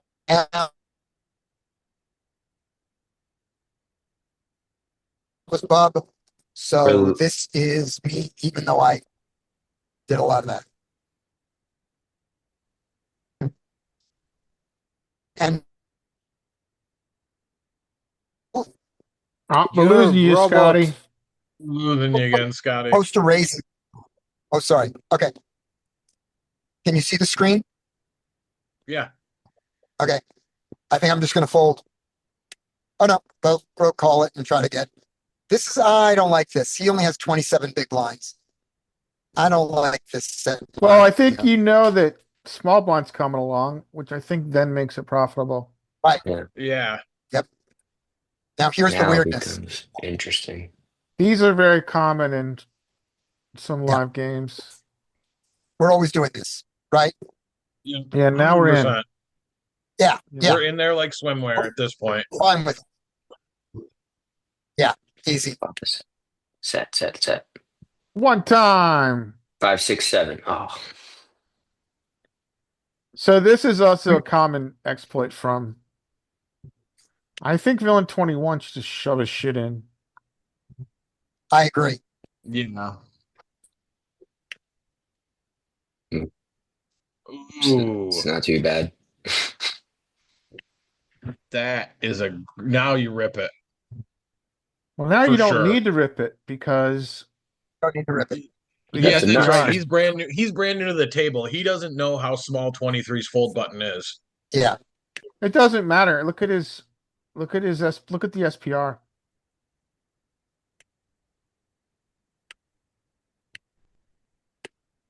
Um,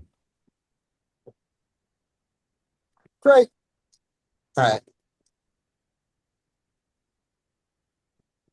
let's see what he does with the aces. All right. Brian, you're gonna see what Larry, you're gonna see what he does with the aces.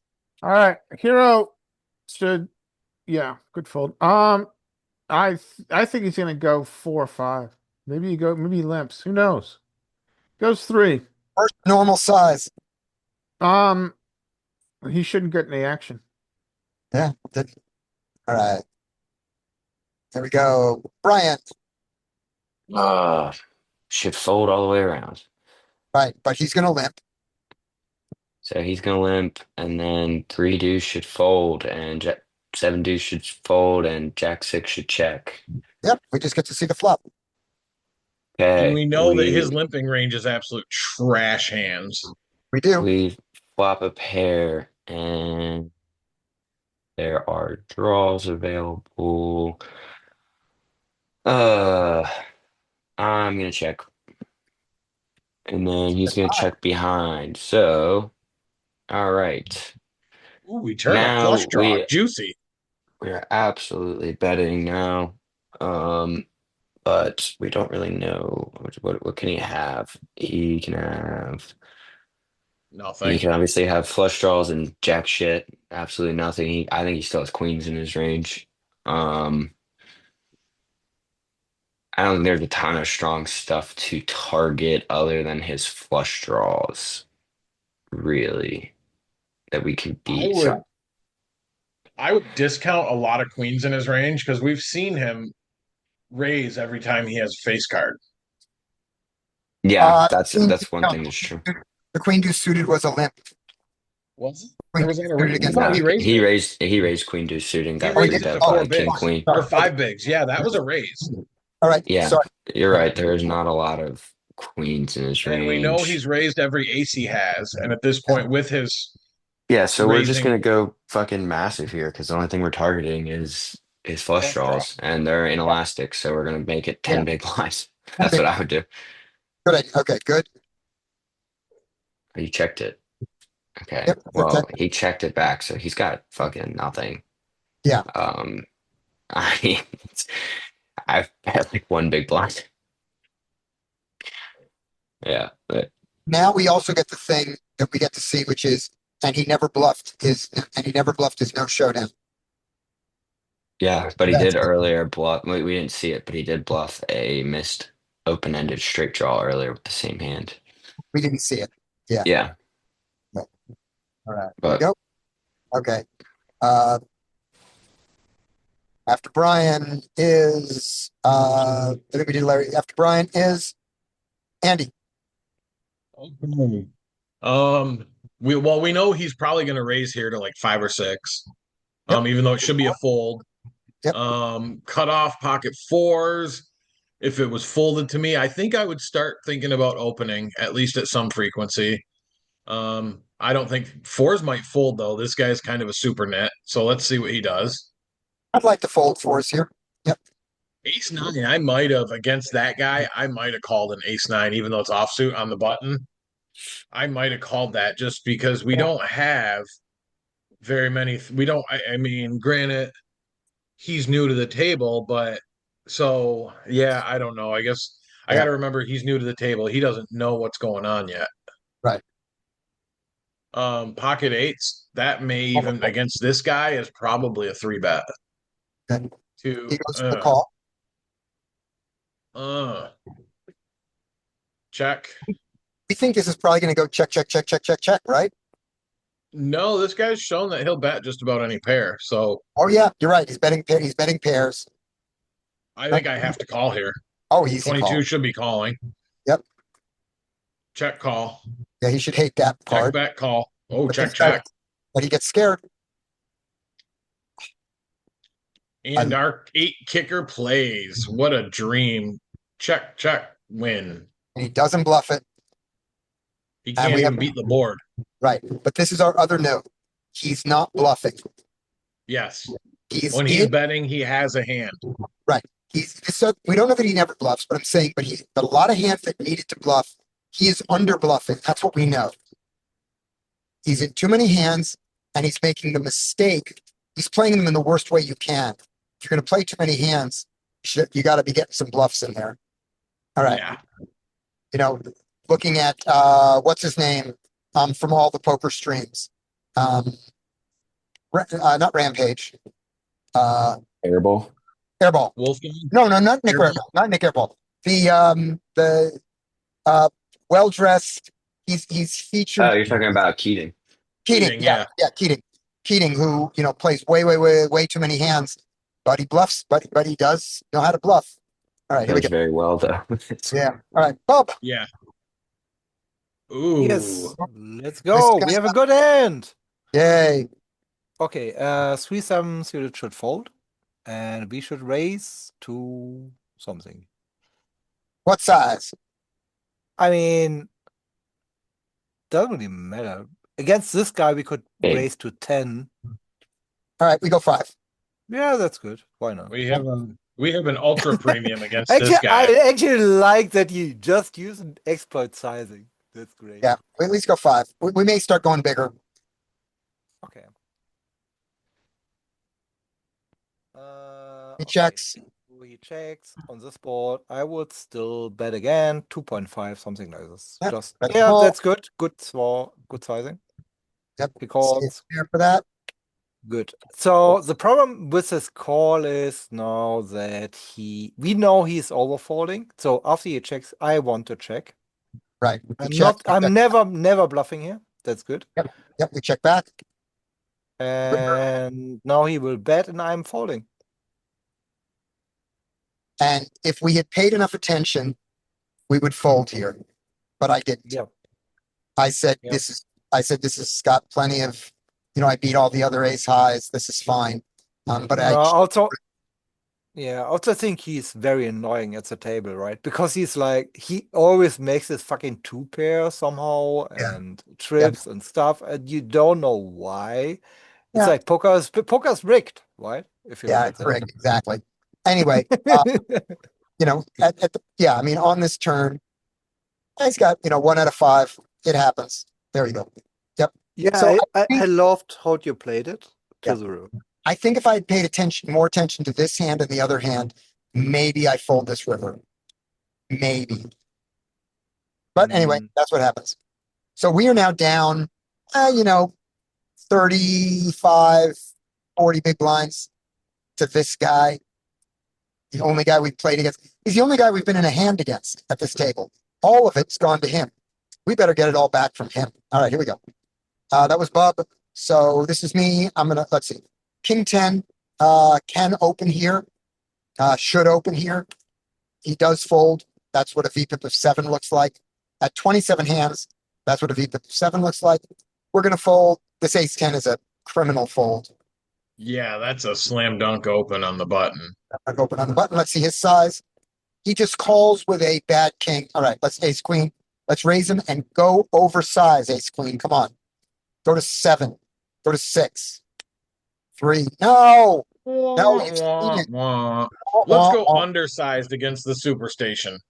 Yeah. Oy. Yuck. All right. We hit a queen. Ooh. Check. Check. At least he decides that he's going to let him catch up. Jack. Check. Bet small. And he does call with a. Oh, he has a 4. There's his pair. We know he's got it. There's another queen. Check. Tries to keep the 4 in. Gets the fold. All right. There we go. Larry. All right. It should be a raise to take up by the blinds, by the small blind, but we assume it's going to fold a button and he's going to open to 3, maybe 4. Who fucking knows? He's going to limp. There's a limp. Jack So- 10 is off is a really weird hand in this situation. I don't know what to do with it. Don't fold it. Call it. You can Yeah, raise. generally I think you can. I mean, it all just feels dirty. I think you Yeah. just over limp. You can exploitatively raise against this guy Yeah. because you know how bad his calling range is, because you know how big his playing range is and how big his raising range is. So you can, and you've seen his limps. So you could raise against him exploitatively, but don't fold. So he Okay. calls. All right. 6-8. Let's see a flop. Yeah. All right. So I don't see any need to donk by either of these guys. I mean, top They pair, don't top kicker, you can argue. Round. Checks around. I don't think no one has a backdoor straight. No one has a back. I don't think you're really happy with your 6 at this point. The ace kind of sucks balls, so you just check. Checks around. And now I think villain, I don't know, villain 19 can bet 1, fold to a I think- raise. I can bet 1 or 2. He checks. Let's check around. That's fine. Right. Yeah. And again, no bluff at any point. So I should have seen that. Hopefully I'm That's taking that less note. important multi-way though. That really is. Yeah. All right. True. All right. This is going to Larry Brian. Okay, I'm gonna fold king 3. Yep. Fold jack 10. He opens it. He's This gonna guy- call. This guy has been opening crap, but he still has a VPIP of 9. So he must have been getting such crap. He's really getting some bad hands. Is he Well- maybe like suffering from a very weird case of FPS? Who Fancy knows? play syndrome? I don't He know. folded ace 10. Yeah, that's fucking Yeah, that ace weird. 10. Oh my God. He folded the ace 10. What is he doing? Maybe he was away from On the the table. button, and now he's opening Jack 10 off Maybe he was away from in MP. Yeah, but this is, yeah. Yeah, you should be getting a fish sign too. Okay. So Oh yeah, he's getting a green tag. Yeah. he's gonna call. King 10 should fold, or King 2 should fold. Everybody should fold. All right. Jack 10. Check. And he bets. But he bets out, and gets, He which we folds. have seen him do. We have seen him do. I didn't mention it on my hand, the ace queen suited, but it's dangerous, in my opinion, to split ranges like this. Yes, oh, we're not splitting range. We're not splitting range, but we're just we're just continuing to raise. We're gonna keep pushing our raise size up on, to figure out what he will call. We raised to 4 the last time, then 5. It wasn't the strength of our hand. Also, we can split range size against this guy. That's not my intent, but we can. All right, here we go. So he doesn't raises to know? 4. He's splitting range. Yep. Here we go. We are never folding ace jack suited to this. Shall we 3-bet? Yes. This Yes, is yes, yes. I personally say that's a perfect call. this is I think Andy's hand, right? The Jack 10 was problem. I mean the Jack He's 10 not was raised the shit out of that Alright. hand. Uh, If he would have limped, I would see a better. I would raise it normal, but raised the shit out of ace jack. I'll give you So my this is my hand, the explanation king 3. afterwards. So wait, I'm confused. Ooh. It's my hand right now. I don't know. I think Scotty might have Yeah, lagged out. Scotty blacked out. Ace jack suited was a hand we would play right now, I think. So why would you not want to raise it? Okay, so the reasoning is he's raising 2 high cards which have a flush draw, and ace jack dominates basically anything he can have. It's a But perfect he's call. also raising his queen deuce suited, his king deuce suited, his king 4 suited, all of that stuff. That's All not right. that doesn't fold Yeah, to yeah, 3 bets. exactly. Yeah, that We've completely okay, that lost is Scotty at this point. okay. You're He's right. If gone. Like But I'm gone, saying gone. that, and he doesn't fold them to 3 bets is the main thing, because now you can get him in there in a big pot with a shit hand, and he's gonna call. okay, if he calls all the dominated hands, I agree with you. Yes, I thought he was folding some. He'll limp fold, or he'll call someone else's raise, but then when that raise gets 3 bet, he will fold. But when he raised queen deuce suited prior, and then got 3 bet by king queen suited and called. Okay, then yeah, you're right. I would raise it. That's perfect to raise. So my reason to call here was basically just to keep him in with any jack suited, something like jack 9 suited. And then if we hit a jack, we are actually making a lot of money because he cannot fold on the flop turn river. I agree. If he had someone else raise and then he just called the raise, I would like to just call more than Mm. than when he raises, because he's shown no ability to fold to a 3 bet whenever he raises, but he'll fold to a 3 bet whenever he calls somebody else's bet. Yeah, gotcha. So he's raising king 4 suited, we 3-bet. He will never fold his king 4 suited. Gotcha. Yep. And happen to have him actually dominated in that specific hand, which is even better. But Scotty, you back? I'm back. All right. Okay. So anybody want to go bigger than 5? I mean, Honestly, no, would the 3 bet go when he folded to a 3 bet earlier, it was a small 3 bet, I believe. Yeah, he's not calling a ton of 3 bets, but he has a suited ace here. But well, we don't know that, but he's kind of shown that he's been folding to a lot of 3 bets. Well, he only folded to the 1 3 bet, and that was when he called someone else's raise, and then somebody else 3 bet. But when he opened Queen Deuce suited and got 3 bet, he called, and he was 3 bet to a normal size, and that's it. No, he wasn't. It was No, a he was. min call, No, I that was a thought. separate hand because there was Ace Queen suited. That was the one that 3 bet so it went open 10-9 off, and then he called with some bullshit, and then the button raised to a min click 3 bet, and then King Queen suited was behind and folded. But he hit to a pair on the one person when he called with Queen Deuce suited, and they raised to it. They made a reasonable 3 bet. Yeah, Yeah. Yeah, true. he goes to 4. This guy goes to 11. I mean, And he it's still a called. little small, but it's still pretty close to the right size, and he called. Right. Yeah, that's a good reason to 3-bet. So I just said if he wouldn't do that, I wouldn't 3-bet. I would prefer the call, but here I like the 3-bet because he will call any bullshit that's suited. Yep. And he calls, and we have Obviously. him dominated.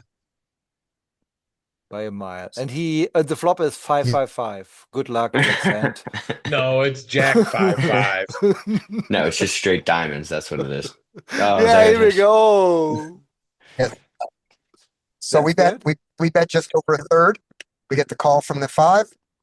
7 comes. And we're just gonna make it. We're going all in on this hand. Yeah, two-street game is fine here. Yep. I I wouldn't like jam a here, though. three-straight game, just I don't I size like it for the jam. this. Yep, I size it for this. Yeah. He folds it. Okay. Ooh, yeah, I Now- would have liked like now a we're focused. a You can go B30, smaller. B25 on that turn.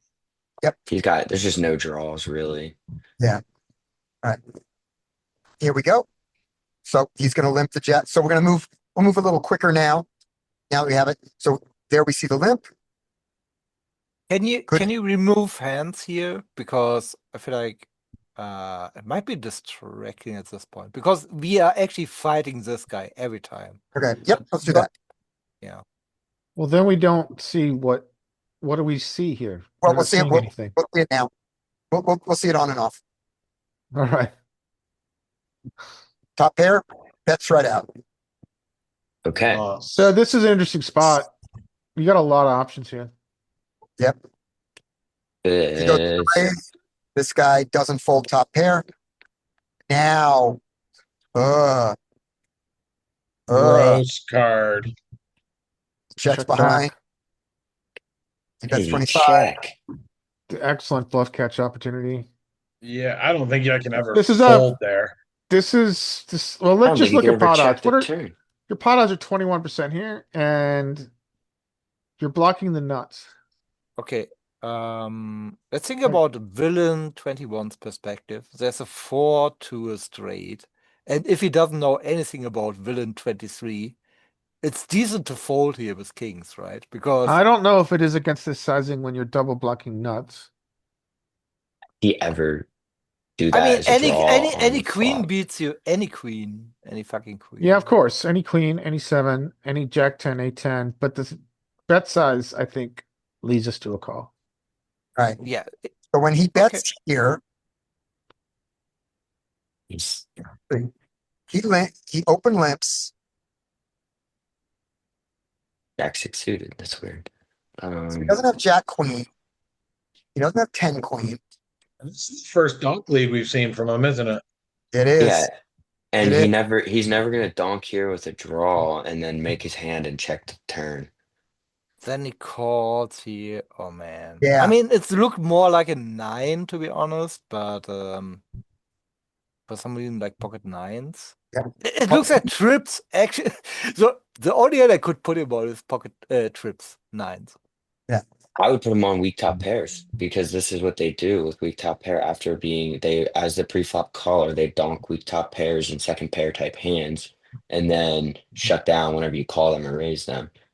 right. And also when So I would just call the flop. I wouldn't raise the flop. I would call the flop and let him continue to bet the turn because once you start to raise him on the flop, he's going to start to get scared. Yeah, He's not going to continue to bet. Exactly. That's the problem, right? He raised and then the other guy just called the flop, which is super scary. At this point, Yeah. actually Kings is not that good. Yeah. It If shouldn't be that good. Yeah. Here it's very good. on the river, if you asked him, are you bluffing or value betting? I think he would say, I like cookies. Yeah. Exactly. Fries, please. Fries. Give me some mayo. Yeah. Okay. So there we go. So we get the fold and we are ecstatic because if he lost this hand and got knocked down to 40 big blinds, this table is no longer profitable. So this is great for us. We love this. All right. Oh my God, he folded. Yep. We're just going to fold here. Wait, he Oh, folded a hand?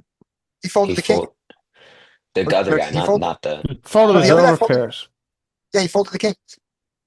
I don't think that's insane against normal opponents. Yeah. But Yeah. That was the discussion that we just had, Brian, where people were saying, yeah, where Larry's saying not to a 25, but we love that he did it. Good play. Well played, Villain 21. Good discipline. All right. So 9-10 suited, perfectly good raise. Obviously, he's going to call. Let's see where the bluffs come. He just bets out, gets the fold. So that's how he's going to play against him. All right. Ace Jack is going to raise to a stupid size. Have you not been paying attention? You have not. This is a stupid size. Deuces. Let's call. Deuces off. what the fuck? Deuces bluff.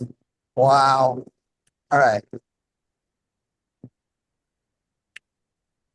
Don't miss this one. Thank you. I think his ace What 10, the hell? he probably stepped away from his computer. On the ace 10. Hope so. There we go. There's the expected call. I hate this. We all hate that, right? Good.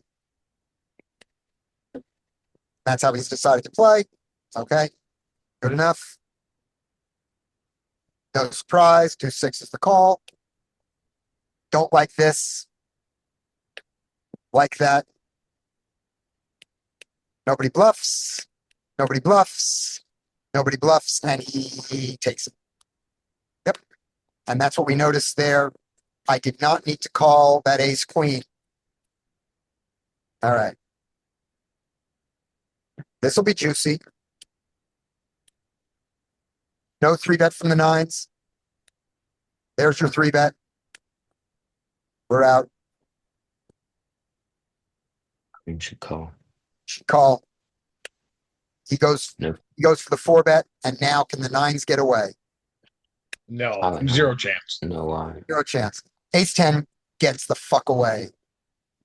Good. Fold. Good for him. And now he jams because that's how he plays against the guy. He calls, and he has all the chips in the world. Beautiful. Yes. Yes. And now note, and this note, we don't have to bet small. We don't have to bet small. He calls. And he has a hand he's calling. We don't have to worry, so when we get there, we want to get all the money in. Good. Okay. Great. It's just He that's a folded. terrible jam. Whoa. Folded. Holy What is happening? shnikes. It's the first hand in 37 hands. And that now he folded. leaves. And now he leaves. Ugh. That's okay. And you now- start crying into your Cheerios? Not yet. Wait for it, boys. Yeah, nice normal hand. Ace deuce, nice normal hand. Deuce 4 limps, gets raised, folds, nice normal hand. Ace 9 raises, nice normal hand. Everybody's playing normal. We're not leaving the table. We are not leaving the table yet. New guy comes in. New player. Ace 4 raises. Queen Jack suited. Against the 7. It should be a raise, but do we want to not raise because he's only got a 7? What do you think? Mm, I still like, I guess, I mean, our fishy friend's gone. We know this guy's been pretty snug post flop. He's super face up post flop. I don't Yeah. hate just a call and evaluate. Yeah, This might be a flip a coin spot yeah. between three bet. I personally I think like a because call. he's so face up, I would elect to three bet and evaluate and just isolate heads up. All right, that's what we do. I remember this hand very well. I thought, well, I went, am I gonna really against this guy? Wow. So is he And he back? just he just cold calls. This is Stack, he's got Who's 38 that? hands. It's the same guy. He's got No, it's 38 not the hands. same guy. No, it's not the same guy. This is a poker tracker mistake. This Yeah, is but just, he's he doesn't playing know like the it's guy. same guy. That's the point. Oh, Now we go. I think it's the same guy. Poker tracker is not telling us the truth. It doesn't know. Yeah. Until the folds. next hand. yeah. Then I like the 3-bet. Terrible flop. Fold. Hey, This Fold. is Just high a fleet check out. check. Yeah. Check. You have him so locked down. Blocking all the continues. B25. I mean, you're getting called by some flight. I mean, you can bet because of your stack depth, and you've got a wet enough board where you could call. Betting's fine. Yeah. I would check a lot. Yep. Never raise, sir. Oh my. Min clicks it. Min click check raise. Oh boy.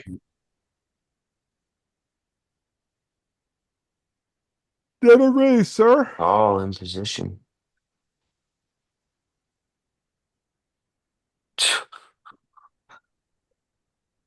I think you should Well, fold. we know it's not the same guy. Yeah. Do we think This is never a bluff.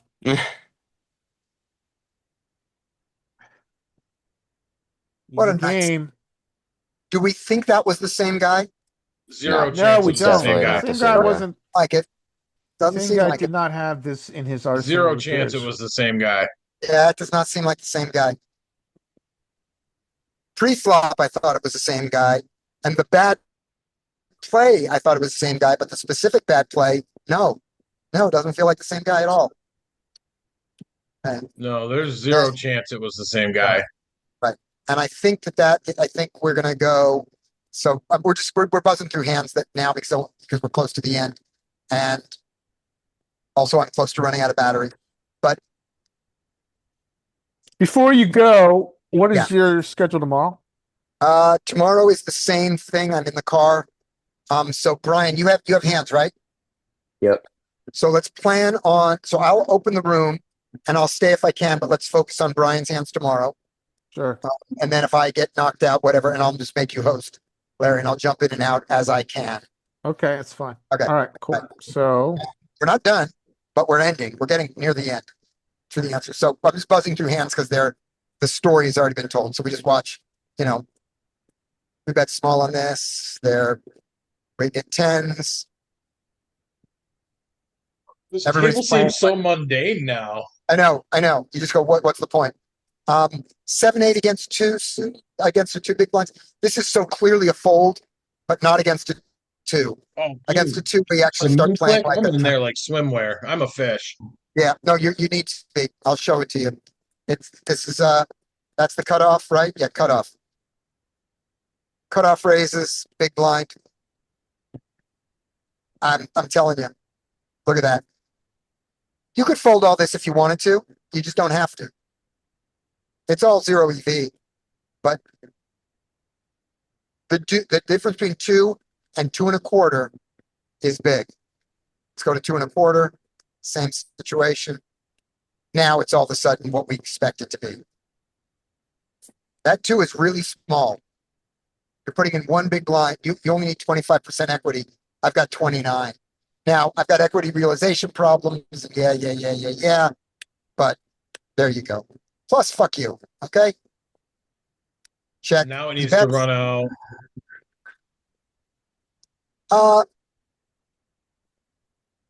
I think that this is in general a better call than a raise, but if you raised here, I wouldn't hate it.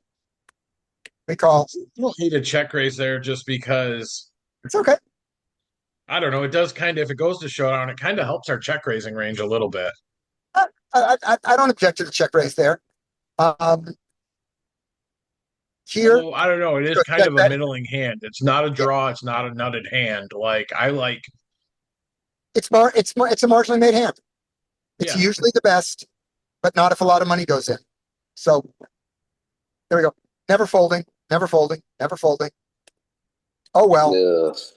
Here's an example where it went bad. So yes, the other play would have been better on the flop. By the turn, he probably doesn't fold to a check raise here, and I don't think we should do one. But I don't think he Yeah. folds this straight draw, so this happens anyway. I think. This is one of the examples that playing a marginally made hand, like a marginally made hand, is not as good as playing it like a premium. But that's going to happen. I had a big conversation with my wife about that this morning, that sometimes this is going to happen, but you still make more money the other way. But sometimes this happens. It happened. Just like it. It just he caught a card on the end. Yeah. Yep. That's all there is to it. Jack. King 7 suited on the button. Fold.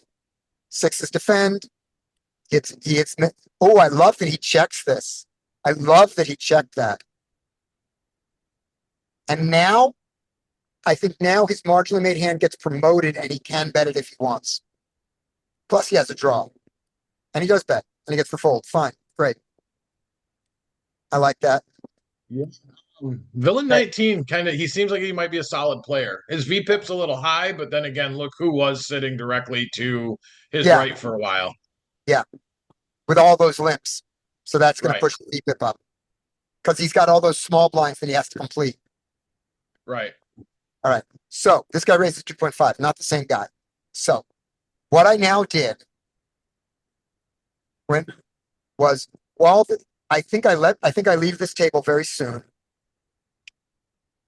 But I went bum hunting.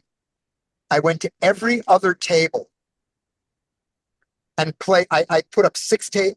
You can only have 4 tables at a time. I put up 4 tables and watched to see how everybody played and looked for him. Then I left the table and went to the next table. I kept looking for him at other tables for about 20 minutes. Love bum hunting. And then I left because I thought I will recognize him. And that's the end of the sequence. I leave there. So that was my night. Anybody's thoughts before we end early? No, I love bum hunting, so I don't blame you for trying to find them.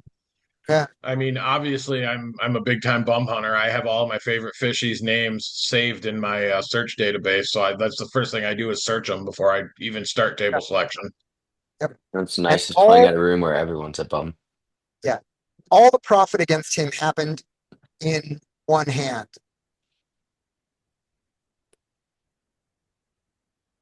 We really didn't collect that much from him. It was all this. I was down when I played Saturday. I was down $650 for 4 hours, and I left up 1,200 in one hand. That was what it Nice. was.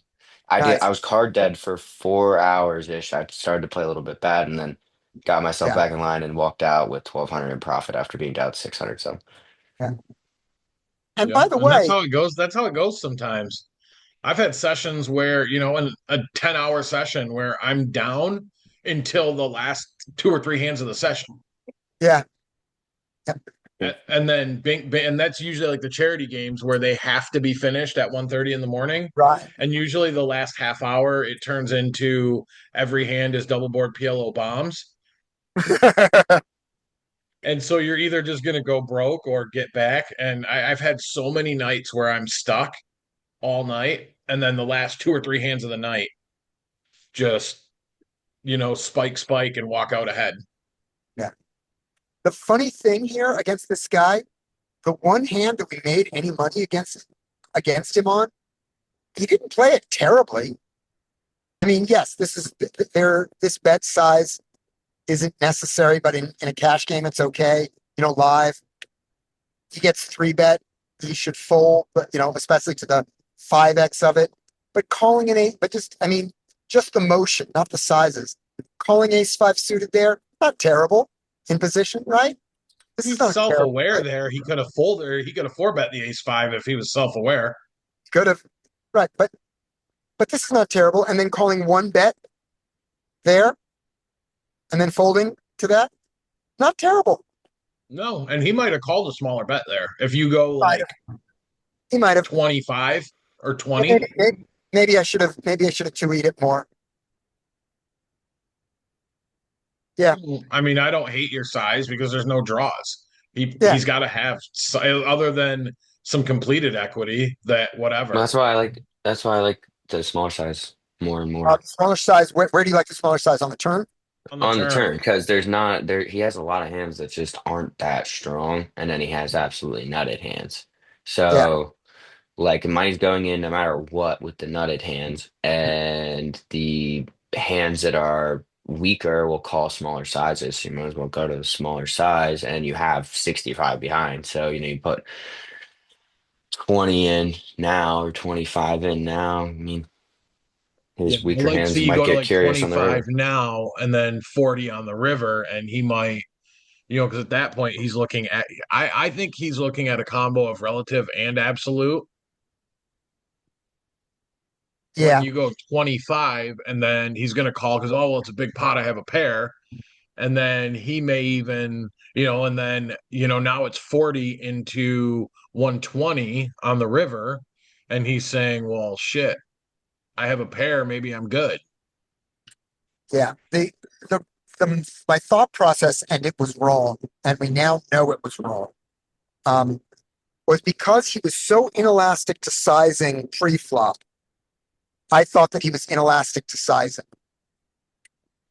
I think he is when there's a possibility of him having very strong draws. There's just not a lot. Like Jack 8 is like the strongest hand. Jack 6 suited is the strongest hand he has, and with that hand, I mean, Oh, yeah, you can that's have one five. hand. Yeah. I mean, well, it's not the strongest hand he has, but well, Right. no, it kind of is because he hasn't really. Did we see him open any suited connectors? I don't remember him ever getting yeah, he 3-bet a 6-7 suited, but he 3-bet to 4 big blinds. Well, he didn't. Yeah, yeah. Okay, so he could Yeah. have some two pairs, possibly, You have 2 pairs, he could have or 6, some 7, 5, 6, all pair those. plus straw. Yeah, Yeah. I mean those are the strongest hand he has, and yeah, those hands you're gonna get. You can go huge here and get the money from, but I just don't think he has a ton of strong hands here is the main problem, and that's why I'd want to go smaller. Yeah. And I just made the mistake of, I changed I went to 5x pre-flop because I believed he would call me. And I believed that my range, that ace jack suited, crushed his opening range and crushed his opening and calling range. I believed that, which it did. What I was wrong about was I bet small on the flop, not absolute, but relative to the pot. Once he called, I went, okay, he has something. He has demonstrated, I consider just jamming here and went, well, let's make it a little easier for him to call. And, I thought that that was always getting called by whatever called the flop, and I was wrong. He was Him calling means he has very strong hands and marginal hands from what we've seen. Yeah. And I thought he called all his marginally made hands there. But I was wrong. Yeah, I mean, Yeah. I don't think technically he played it badly. I think that Right. in exploitatively, and if we look at what he can have here, he doesn't have a ton of stuff that can call. He has very strong hands that are getting in no matter what. So that's Right. like even more incentive to not go huge because he's going to put the money in for you, and you're in position. I'm not Yeah. folding. Yeah, exactly. So, I mean, not with what he has behind, especially after your bet on the turn. Like, even if you go small on the turn, you have very little behind. You're not folding. Yeah. So, Yeah. in game, I thought the ace 5 offsuit was him because we didn't see all the hands he didn't bluff. So I thought that was him coming back, and I thought that other 100 big blinds came from him. And now I agree it didn't. Oh, yeah, it definitely didn't. Yeah. But at the time, it's like, oh, great. Where is he? Where is he? Where is he? All right. Cool, you guys. I'll see you tomorrow. Super fun. All Thanks. right. Gents. See you guys tomorrow. Have a good evening. Yep, Thanks for you putting too. up with my bad connection. All right. Take her easy. See you Bye guys. bye.